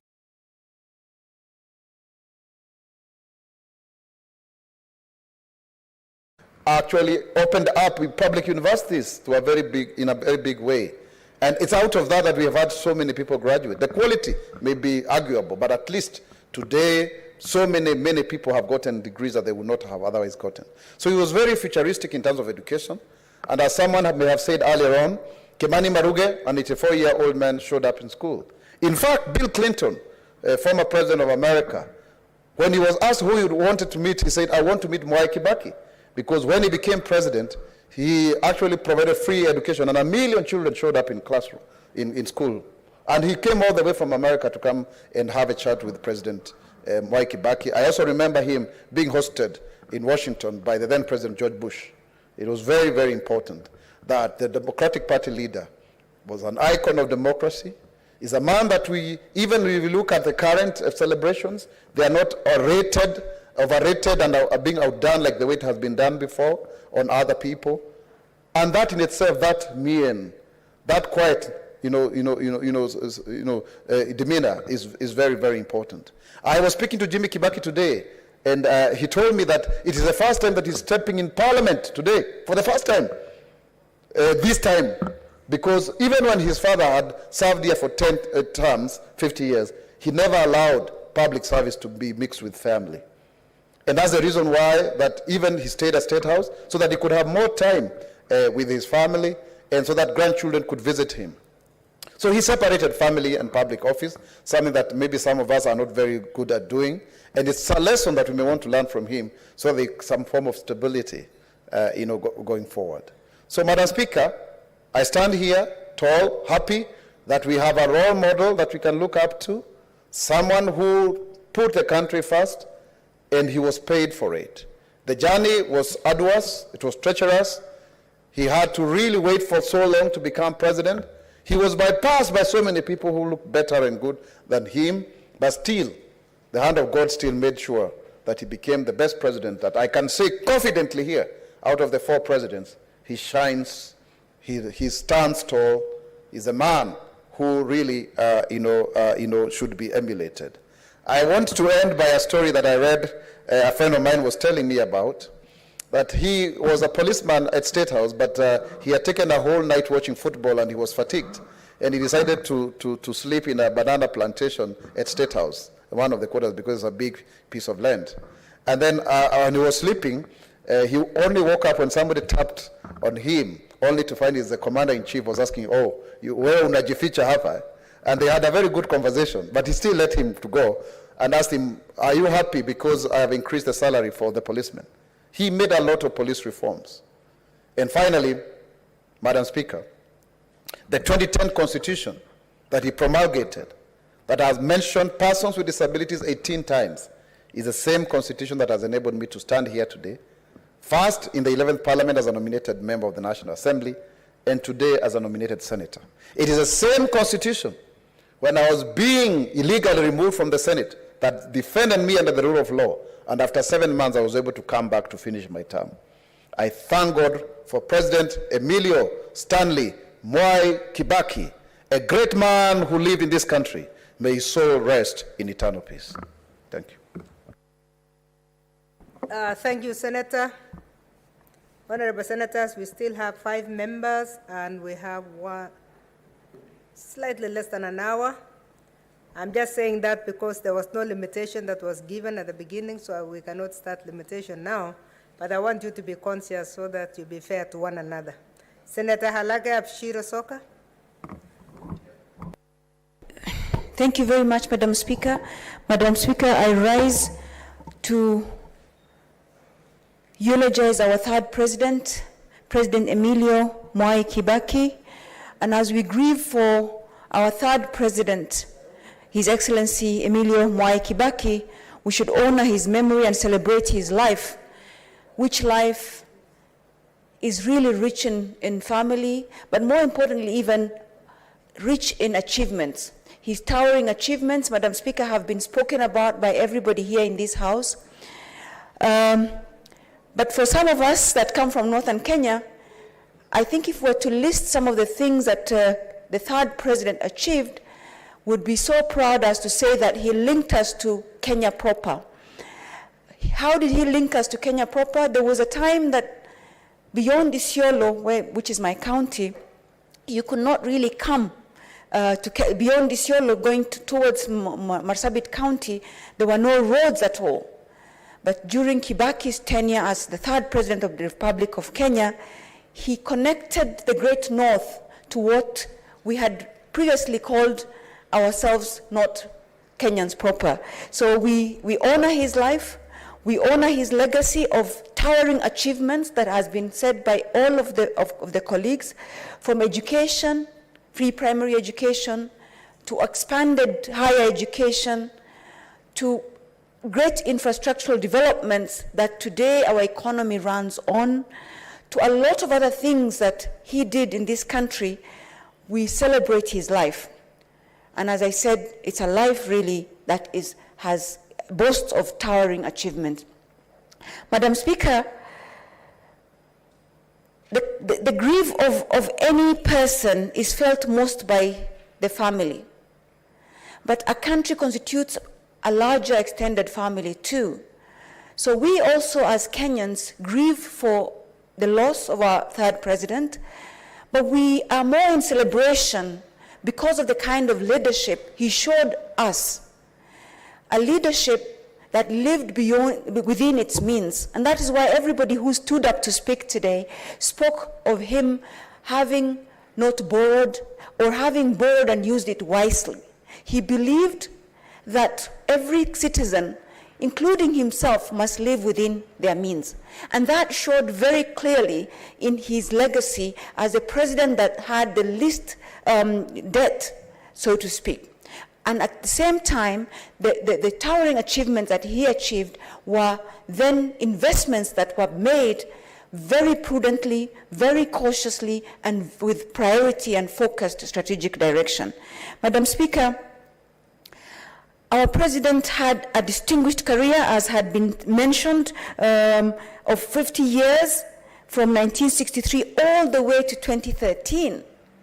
Leadership is given by God. Therefore, as they'd say in the Quran and in the Bible, that he is an anointed one, in the sense that you cannot have somebody lead for so many years. It's not to say that he's not had challenges or shortcomings, but he has led this country and has served and had the privilege of serving this country in very many capacities, in all of which he excelled. Madam Speaker, when our third president did not expect results from what he knew, he expected results from what he did. Because one of the things we make a mistake of, and especially those of us that are younger make a mistake, we think we know a lot, we studied a lot, and we expect the knowledge we have to give us achievements and results. But leadership is action. And he believed in action. He actioned. He made roads, he made schools, he gave free primary education, he promulgated a new constitution. He did all these things because he knew that you don't get results from just what you know. And boy, he knew a lot. He was so smart. He's an economist. He, as you were told, that he's the person that was behind some of the manifestos in Africa that were really one of the best at the time. But he actioned, and he practiced leadership as action. And for that, what a great mentor he has been for the youth of this country. Personally, I've had the privilege of working for the president as a youth. When he conceived the Youth Enterprise Development Fund, he didn't give to old people to execute it. He gave it to the young people, myself included, to go and put meat to it. We sat down. We didn't have an office. We sat down and created what today is a Youth Enterprise Development Fund. And when we brought to him with a very small amount, because in our little minds we thought 300 million is a lot of money, or 1 billion is a lot of money, and he said, what kind of money is that? I quickly, in fact, said, we can reduce it to 200 million, because in my mind then, that was a lot of money. He said nobody would take you seriously. He doubled that money, gave 2 billion shillings, and in the 3 years to follow, it became 5 billion shillings. And on top of that, the Youth Enterprise Development Fund, that was conceived by His Excellency, our third president, and given to the young people of this country to actually execute it, which the Women Development Fund, the Ways of Fund were developed. In fact, when I read the documents, I can speak out sentences that we contributed as the youth of this country and as the first board members. Of course, we quit because at the time we felt like we were used to put in place a very, very robust system that was going to then provide people to steal, and we didn't want to be part of that. And looking back, we should have stayed and fought. But that having been said, he put his words where his thoughts were. He didn't just conceive something and give it to the older people to do, he conceived it and gave it to the young people to do it. And for that, we're very proud. It was our first experience with government, and of which we're very proud, and of which we continue to be proud and to show the results we've achieved for this country during his tenure. Madam Speaker, he saw the people behind the labels. At the time, the youth were called Mungiki, the youth time bomb, the youth this and the youth that. He actioned. He put the Youth Enterprise Development Fund, which to date continues to fund some of these things. His principle stands on a lot of things, be it living within your means, be it zero tolerance to corruption, be it not entertaining certain things, or be it actually asking people to take responsibility for their lives. Today, as we go campaigning, we come face to face with people who don't take responsibility for their lives. They probably think that politicians should take care of their lives. But President Mwai Kibaki had such a principled stance against any of these things. He would say, yes, serikali itasaidia, but within the environment within which you work for yourself. That is the mentorship. That is the direction that a leader should give, and he gave it very well. Madam Speaker, we that come from northern Kenya, when we talk of the great north, the big, bold north, which is a dream for most of us who would like to go into leadership to achieve that dream, we will be walking on the great road that His Excellency Mwai Kibaki made. For those and many other things that he has made, and he just quietly achieved them. You would never hear him chest thumping. Right now I've heard people saying that the Jubilee government has brought very bad things. They have done so many things. They have borrowed too much. The Jubilee government, in my mind, the Jubilee government is Uhuru Ruto. We campaigned for Uhuru Ruto. It is not just Uhuru alone. So if there's any responsibility, the two should take responsibility for it, and nobody should apportion blame and take credit at the same time. That cannot be. And so even as we eulogize our third president, who has, as I said, who has created a lot of, who has achieved quite a lot, and who has, in the last 50 years of his service to humanity and his service to the country, has the privilege of public service, but he did justice to it. Because today's public service is a shadow of what it should be. Public service that's supposed to be compassionate, public service that's supposed to really be capable, that is supposed to put in place the capable people, is nothing close to that. We are relying on other measures of public service. But he embodied the public service that is a privilege to serve, the public service that should be delivered with compassion, the public service that should be given to capable people to achieve great things, the public service that believes in action, that achieves results for the most vulnerable of this society. Madam Speaker, as one of the people that achieved the Millennium Development Goal for universal access to education, and is at the primary level, we celebrate our president. We celebrate this country for producing such an outstanding leader. Because right now, with the failure of nerve of leadership, with the crisis of leadership that we experience, today I hope his death and his legacy that is now been revived in his death will remind us, as we aspire to leadership, that we should emulate him. We should walk in his giant feet. Madam Speaker, I know a lot of my colleagues were saying they don't aspire to be president and therefore are asking other people aspiring to be president. Those of us, I cannot rule out aspiring to be a president because I'm following in the footsteps. If we have that canvas, if we have that rubric that has been provided to us by our forefathers, President Kenyatta, President Daniel Arap Moi, President Mwai Kibaki, all of whom have shown us what public service should look like, what selfless service should look like. And therefore, without belaboring too much and without repeating all the good things that have been said, I would like to, on behalf of the people of Isiolo, whose voice we in Parliament are, on behalf of my own family, whose voice we are, on behalf of the people of the Great North, where I come from, I would like to say pole sana to our third president and his family, and look forward to the people of Kenya, because his death is coming at a very opportune time for us to make sure that we emulate him, and that we, as we aspire to greater office, to walk in his footpath, and to then serve this country with diligence, with compassion, with all the capabilities that we have, but more importantly, with love. Rest in peace, our third president, and may God continue to bless this country. Madam Speaker. Thank you, Senator. Senator Milgo, Alice. Thank you, Madam Speaker, for this chance to also add my voice in mourning this great leader that our country has just lost. The leader was distinguished himself to serve his people and to serve this country diligently. And that is why he's become the longest serving leader, because actually he offered services to his people. He showed honesty.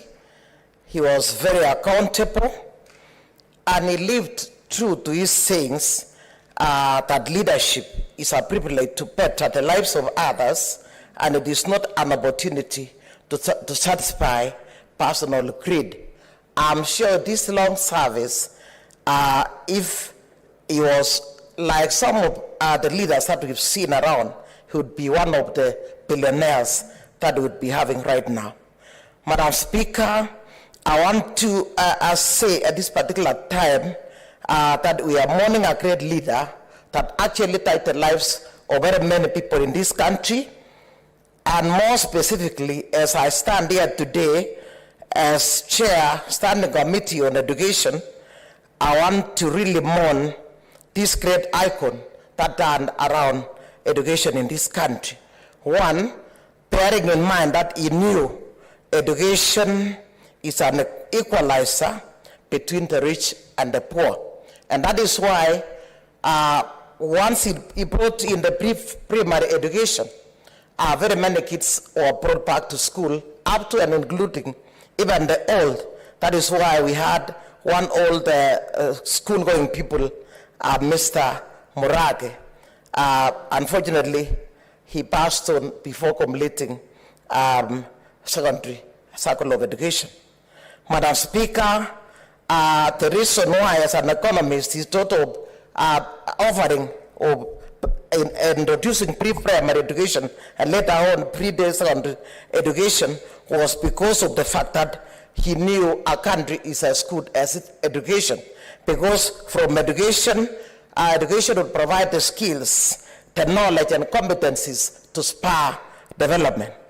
Madam Speaker, in education, he lived to actually achieve the Sustainable Development Goal number 4, which aims to ensure that inclusive, equitable, and quality education that promote lifelong opportunities for all is provided in Kenya.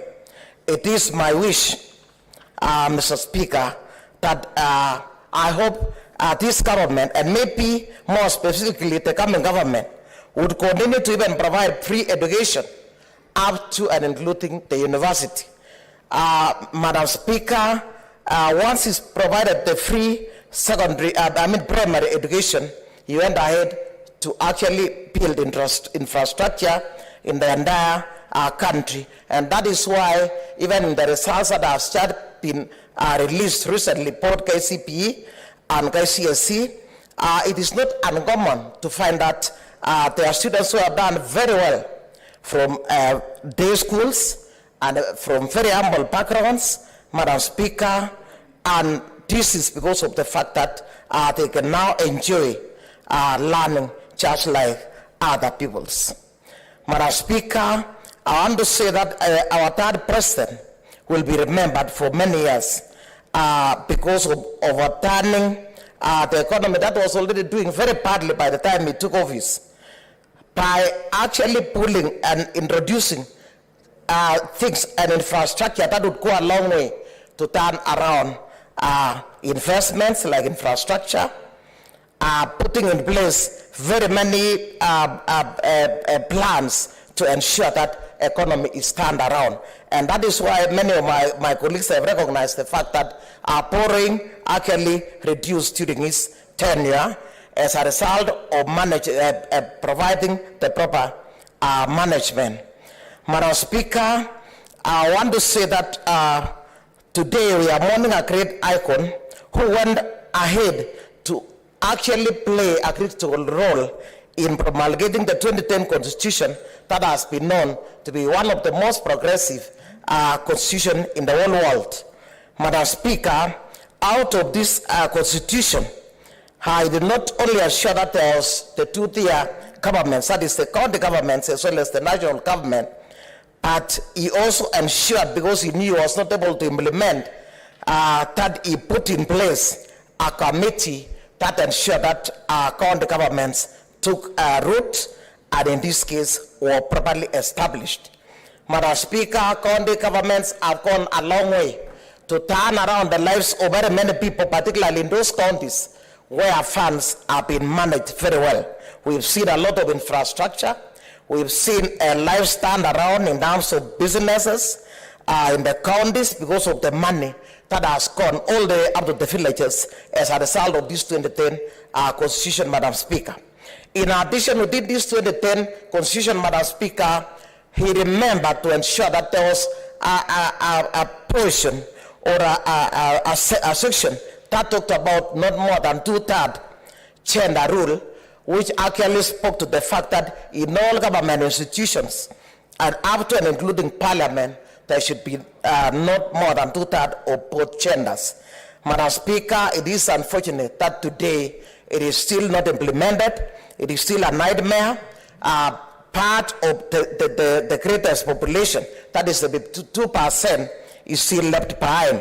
But for this great economist, he knew that 52% of the population is women, and so he ensured that this one here is put in the Constitution.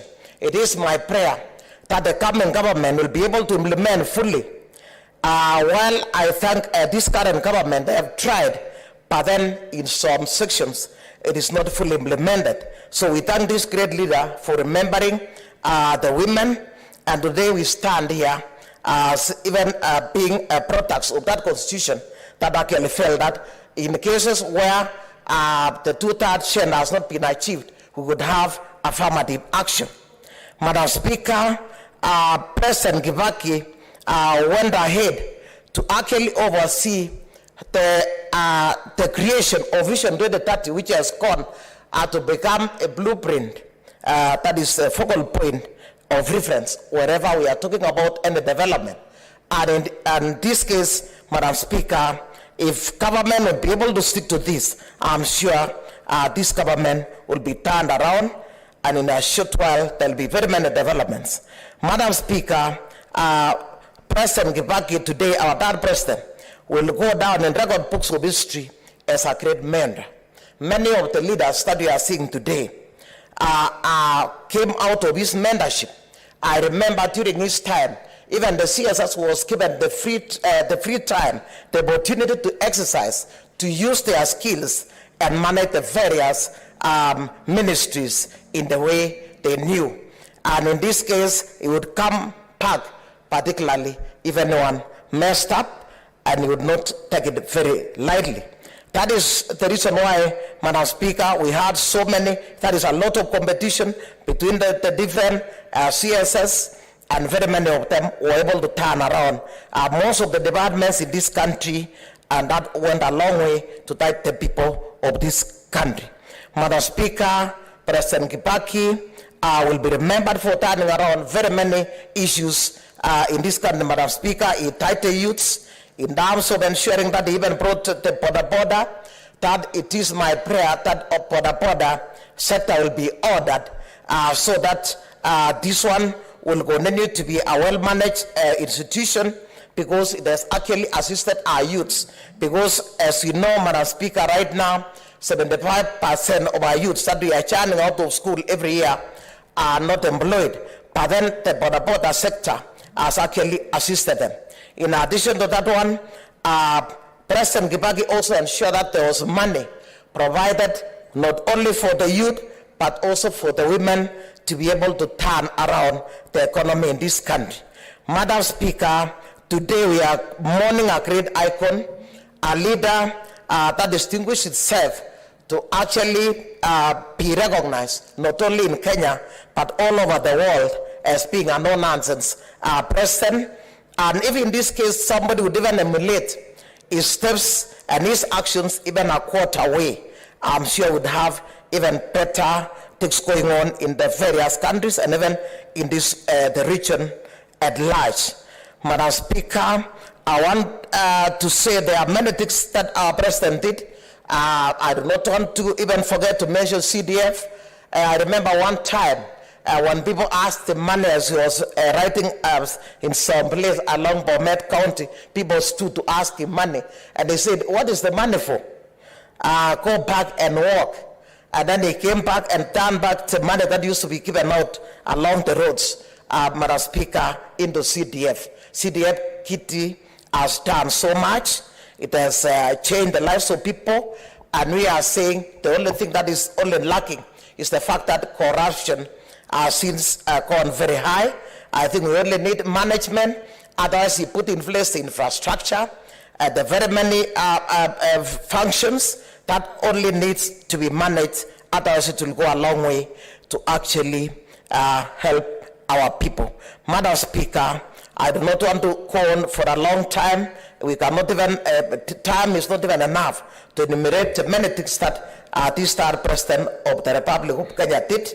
I only want to say, on behalf of the people of Bomet County and my family, I want to say Paul to the family, Paul to the people of Nyeri, and to the people of Kenya at large, and to everyone whose actions of third president of this country tight, and may his soul rest in eternal peace. Thank you, Madam Speaker. Thank you, Senator. Senator Matsayo Stewart Mochiru.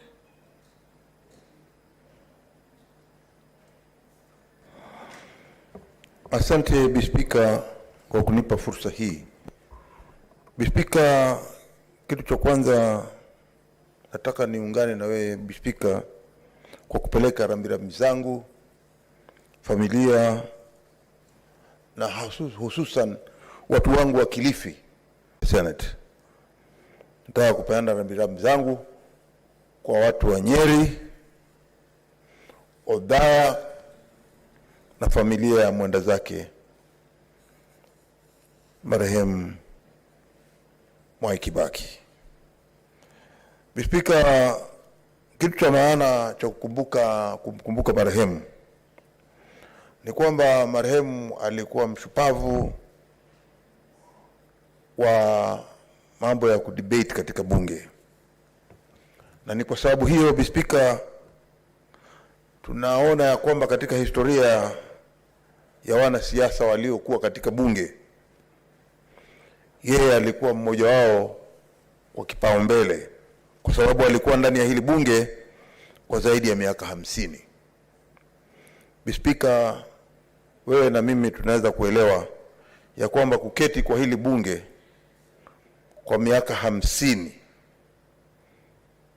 ni kwamba umechaguliwa mara 10 kuingia hapa ndani ya bunge na wananchi wako. Kwa hiyo nataka kumpatia kongole vile vile kwa mfano wake mzuri sana kuweza kuchaguliwa na watu wake ama wa Kenya kuregeshwa ndani ya bunge kwa miaka kwa kupigiwa kura mihula 10. Ikiwa mhula mmoja ni miaka 5, mihula 10 inakuwa miaka 50. Ambalo ni jambo sisi wengine hatujui kama tunaweza kulifanya hilo, kwa sababu ya ujasiri wake aliweza kufanyiwa hivyo. Bispika, cha kwanza lazima tuzingatie huyu mheshimiwa Mwai Kibaki alikuwa mtu wa aina gani. Bispika, tunaona ya kwamba alikuwa yeye ni mtu alisomea shahada ya uchumi. Spika, wakati ule akisomea shahada ya uchumi ilikuwa ni watu kidogo sana ambao walikuwa wako na hizi shahada. Na yeye katika ulimwengu alikuwa mmoja wapo aliyetambuliwa kwamba yeye taaluma yake aliyonayo ya uchumi inaweza kumfanya akawa kiongozi ama akaweza kusaidia ile nchi ambayo ametoka. Spika, tunakumbuka katika hali hiyo hiyo ya uchumi alipochukua hatama ya uongozi, mabanki yalifungua milango, watu walikuwa wakiitwa kuenda kuchukua pesa. Lakini tunaona kabla yeye ilikuwa pia kupata loan ni vigumu. Baada ya yeye tumerudi pale pale, kupata loan ni vigumu, ama kupata pesa kutoka kwa manyumba ya pesa, bank zile ni vigumu. Lakini jambo la kushangaza ni kwamba wakati wa Kibaki hata kwa magazeti walikuwa wanachapisha, wanasema kama una haja na pesa kuja uchukue. Nakumbuka wakati huo economy ilikuwa nzuri kwa sababu watu waliweza kujifaidisha ama kujinufaisha kwa kuchukua mikopo, na kwa sababu uchumi ulikuwa bora watu waliweza kuendelea. Spika, nataka kuja tu kusema kwamba mimi mwenyewe nilifanya kazi na Kibaki kwa muda wa miaka 3. Tulifanya kazi karibu sana na yeye.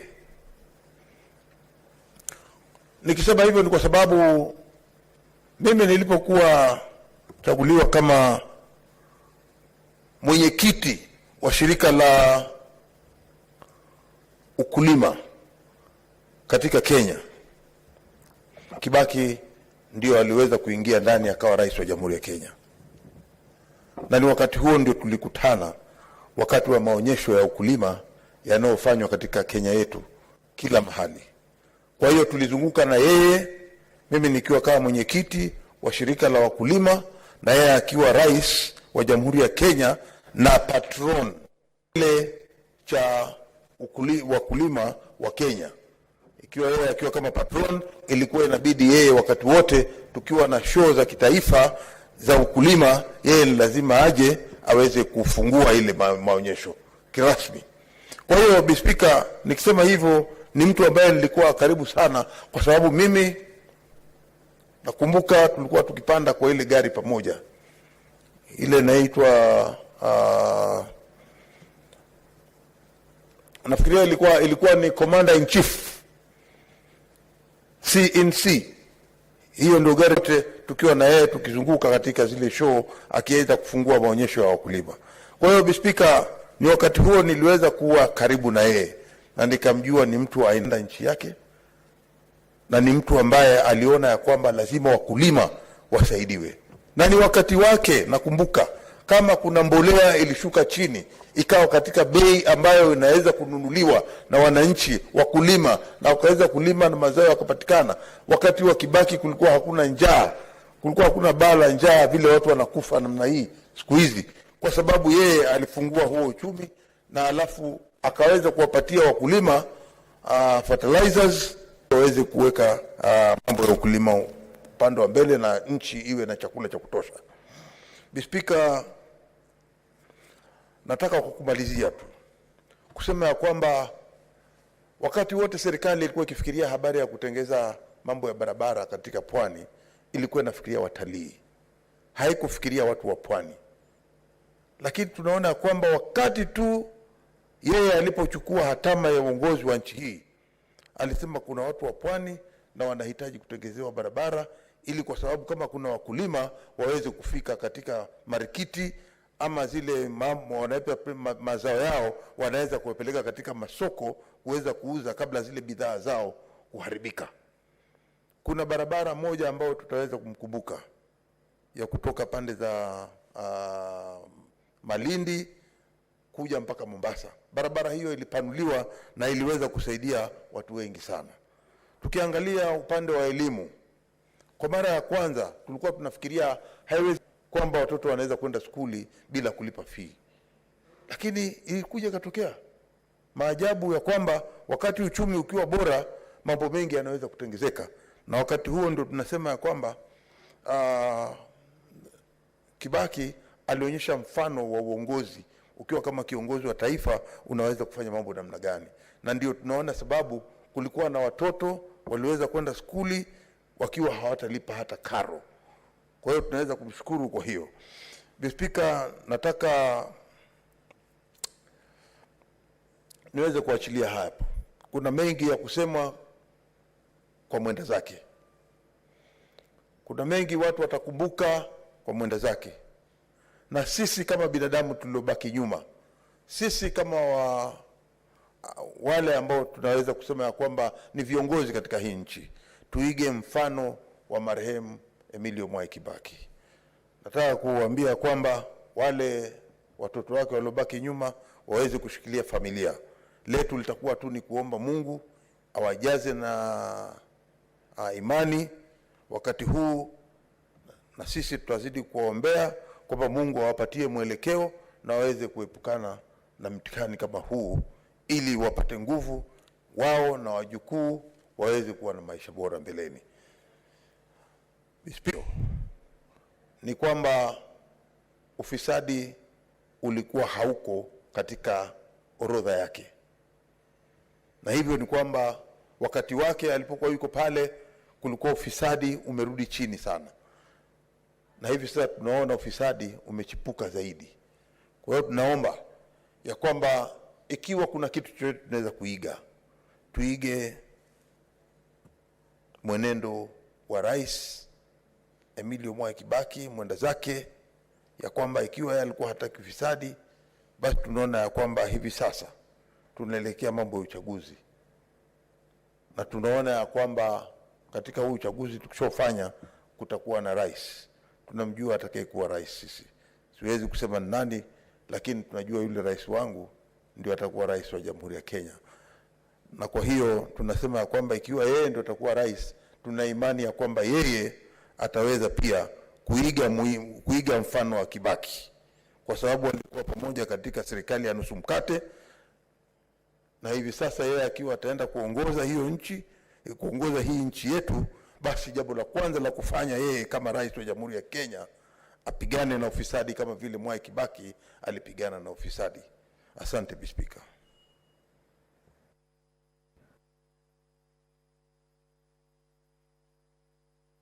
Ochila yako.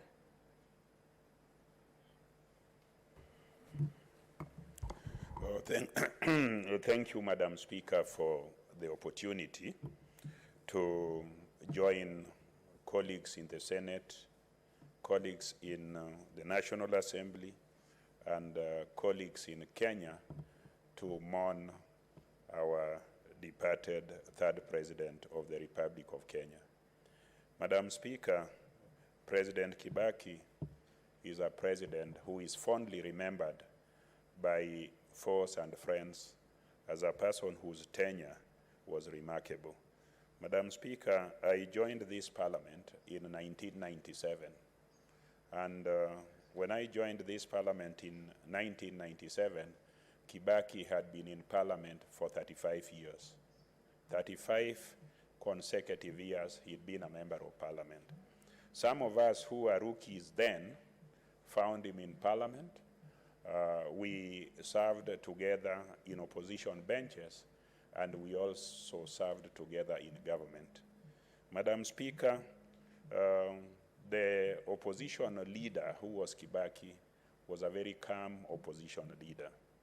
He was a committed member of parliament who consistently offered leadership by coming to parliament, staying in parliament, debating in parliament, and leaving parliament late after it adjourns, sits in the common room with members and takes his drink.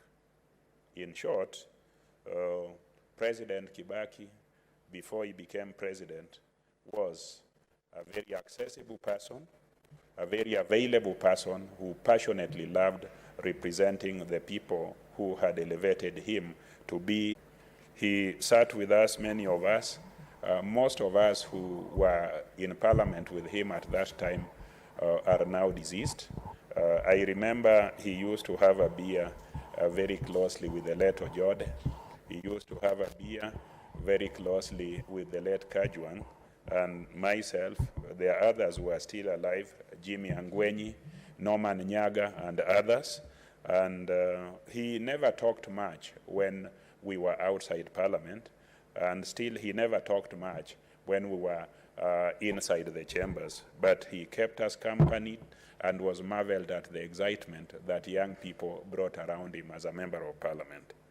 He was my leader as an opposition leader because at that particular time, I had the privilege at that particular time of being the chairman of Public Investments Committee of the National Assembly, and he was the chairman of the Public Accounts Committee of Parliament, and we had sittings at almost the same time, and after those sittings, we would sit together, listen to anecdotes from him, and also he would listen to us and understand more from us about the areas that we were representing and what was going on there.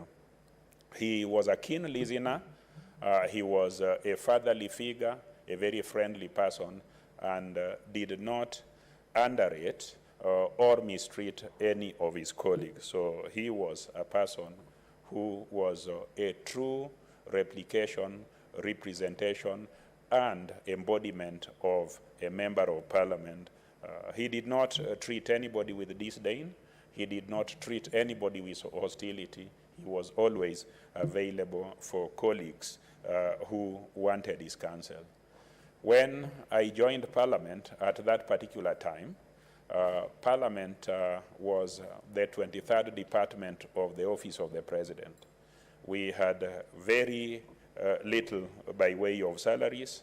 We had absolutely no autonomy. President Kibaki, then as the official leader of the opposition, did not agitate much for anything, but keenly listened to how we were structuring our reforms, the reforms that have led to the autonomy and the independence of Parliament that we enjoy today. That reform movement that had been initiated by backbenchers of Parliament at that time was led by one Castro Peter Oloaringo, and it comprised a team that had Jimmy Ngwenyi, myself, Norman Nyaga, and other members who may not be members of Parliament today, and had the counsel and support of the leader then, President Kibaki. There was a time that we had the eagerness, the excitement of trying to increase our salaries. And when we had brought the motion to Parliament and it went through, then it came to the calculations of what was supposed to be truly ours.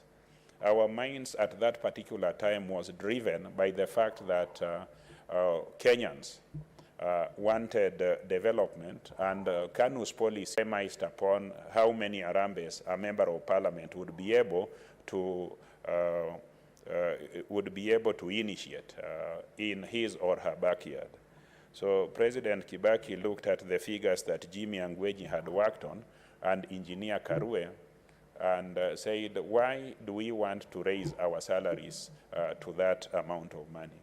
We said we were doing it because we were tired of having to take or part with our already strained and little salaries to put up public institutions. He just asked us one question: how much is enough money?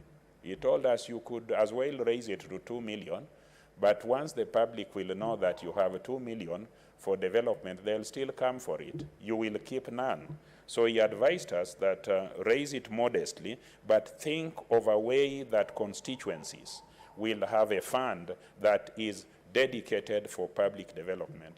That is what birthed the idea of CDF. The CDF that has revolutionized, the CDF that has changed rural constituencies into constituencies where modern services are offered to Kenyans, was an idea that came off the cuff from a remark made by President Kibaki while he was the official leader of the opposition, because he was opposed to giving handouts. He is one president, one public figure that you would never find carrying loads of cash to dish out to people. He was a stickler to fiscal policy and budget, and once a budget had been passed, he would ensure that the budget is executed and implemented the way it was passed. He did not believe in having roadside declarations. He believed that if you wanted to do something successfully, you wanted to do something in a measurable manner, you had to plan for it, budget for it, and stick to the implementation of that budget, and then you would have the outcome that you desired. So he advised us that we could not base our desire to satisfy the unmeasured needs of our constituents by raising our salaries. He advised that we needed to have a fund, and we today have that fund courtesy and accolade to the departed president that we are giving, or we are eulogizing today. So, Madam Speaker, he was a great person in terms of management. He was a great person in terms of discipline. President Kibaki, as a member of parliament, would restrict his debate to parliamentary matters. He would always be orderly. And Madam Speaker, for the period that we were together in Parliament, and for the period that I have cared to research about Parliament, he is one, and I think one and only member of Parliament who had never been called to order by the Speaker. He was orderly. I am yet, and I can challenge any of us to research the Hansard and find any instance where the Speaker had to look at the standing orders and rule him out of order. He was an avid reader. He was a thorough debater and a stickler to the rule of law and adherence to the standing orders. When we were in Parliament, because of the heated exchanges that we had in Parliament as we were trying to match the ruling party, KANU, at that particular time, most of us had to talk loudly. Most of us had to dramatize many things in order to catch the eyes of the Speaker. But the late president, as an opposition leader, never needed to do that. He was always calm, and I think his points, his arguments were so powerful that he didn't need any drama to make his point. And I want to advise those who are joining Parliament today, those who will join it after August, not to be rowdy and disorderly in order to be understood. They should emulate the behavior, the character, and the qualities exhibited by the departed president, that let your points be persuasive, let your points, let your arguments be authoritative. You may not need to be vocal, because vocality at times may not be heard, but you need to be persuasive and very clear in what you want to be understood. And that's what he did. So for members of Parliament, his parliamentary tenure before he became the head of the executive was exemplary. And I think those of us who want to stay in Parliament should look at that. Many will talk about him as president, but many should also look at him as a member of Parliament. One of my colleagues here, Senator Wambu of Kitui, indicated with the concurrence of Senator Wetangula that he is probably the longest serving member of Commonwealth. Well, that is a high achievement, but it's not correct. Although the person that he comes second to was an outstanding parliamentarian, Winston Churchill is the one who beats the record that President Kibaki set. Winston Churchill became a member of Parliament in 1900 and served in Parliament continuously, save for 1922 to 1924, up to 1966, serving for 61 years.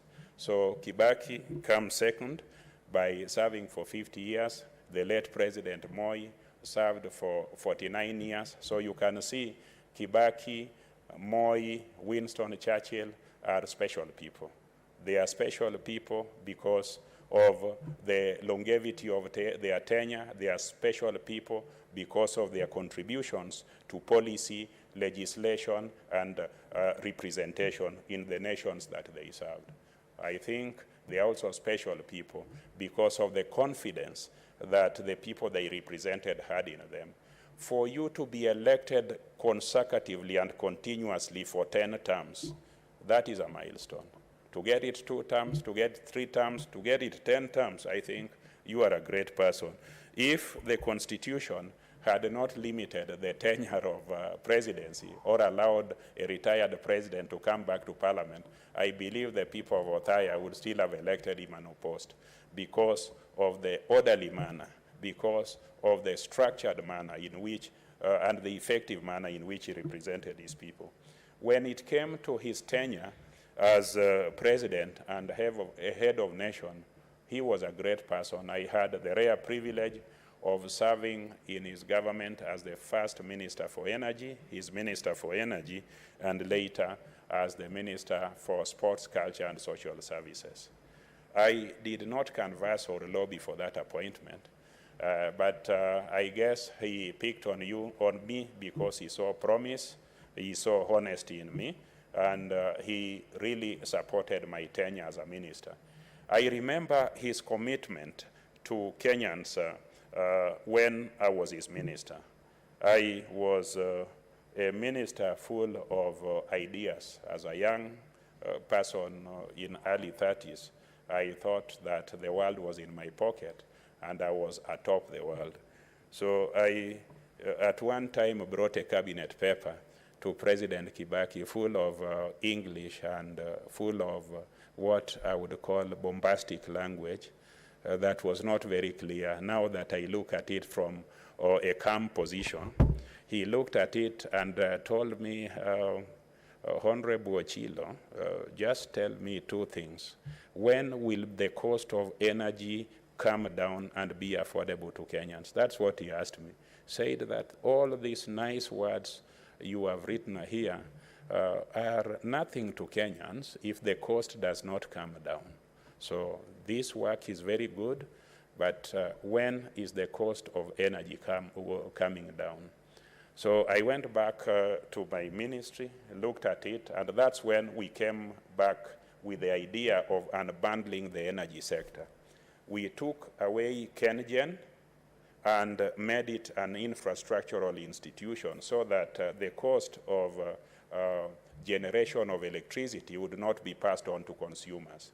We left KPLC as a distributing entity that was supposed to charge a modest revenue, and the cost came down and became stable. And President Kibaki became very happy about that. When it came to petroleum products, however much there was a pressure to place taxes on petroleum products, he was consistently saying that that is a no-go zone because that would increase the cost of energy and would affect the cost of living of Kenyans.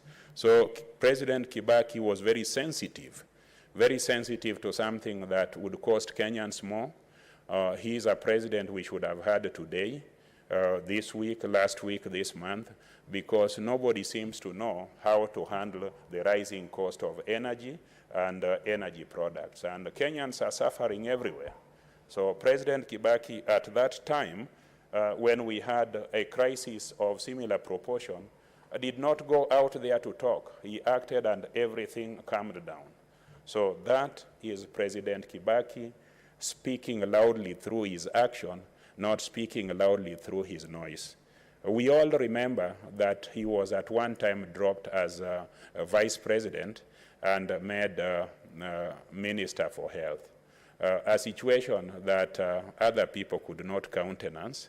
I do not want to talk negatively about the late Simon Nyachai, with whom we also served, both in government and in opposition benches. Nyachai could not countenance being dropped as Minister for Finance and being assigned another ministry. Kibaki diligently served as Minister for Health, having been dropped from being Minister for Finance, being finance and also Vice President, and never complained about it. Here, in the current situation, you can see the loud and disruptive complaints that are coming from the office of the Deputy President on matters that we do not know. I think if Kibaki was the Deputy President now, he would keep it to himself, just like Moi kept it to himself, and the noise and misunderstanding that would be there in the government would not be used or visited on Kenyans like us and make us to suffer.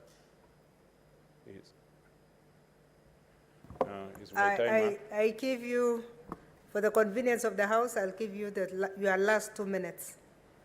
Thank you, Madam Speaker. Madam Speaker, just want to say in conclusion that the office of the President, not just in Kenya, is an awesome office. It is an office that everybody in the world looks up to, not just in Kenya, but in any nation where such executive authority is vested in an individual. Madam Speaker, it requires a person with emotional intelligence, it requires a person with even temper, it requires a person with unmatched magnanimity. President Kibaki, who we are eulogizing today, was such a person. He was a person who was never angry at his adversaries. He was a person who was never vindictive towards anybody. He was a person who, in spite of the fact that we parted ways in an unacrimonious way, did a lot to advance my career outside of politics and appointed me to various public positions and supported my career thereafter. I want to tell the family how sorry we are, I want to tell the nation how sorry we are, and I want to conclude by saying, may the good Lord rest his soul in eternal peace. Thank you, Madam Speaker. Thank you, Senator.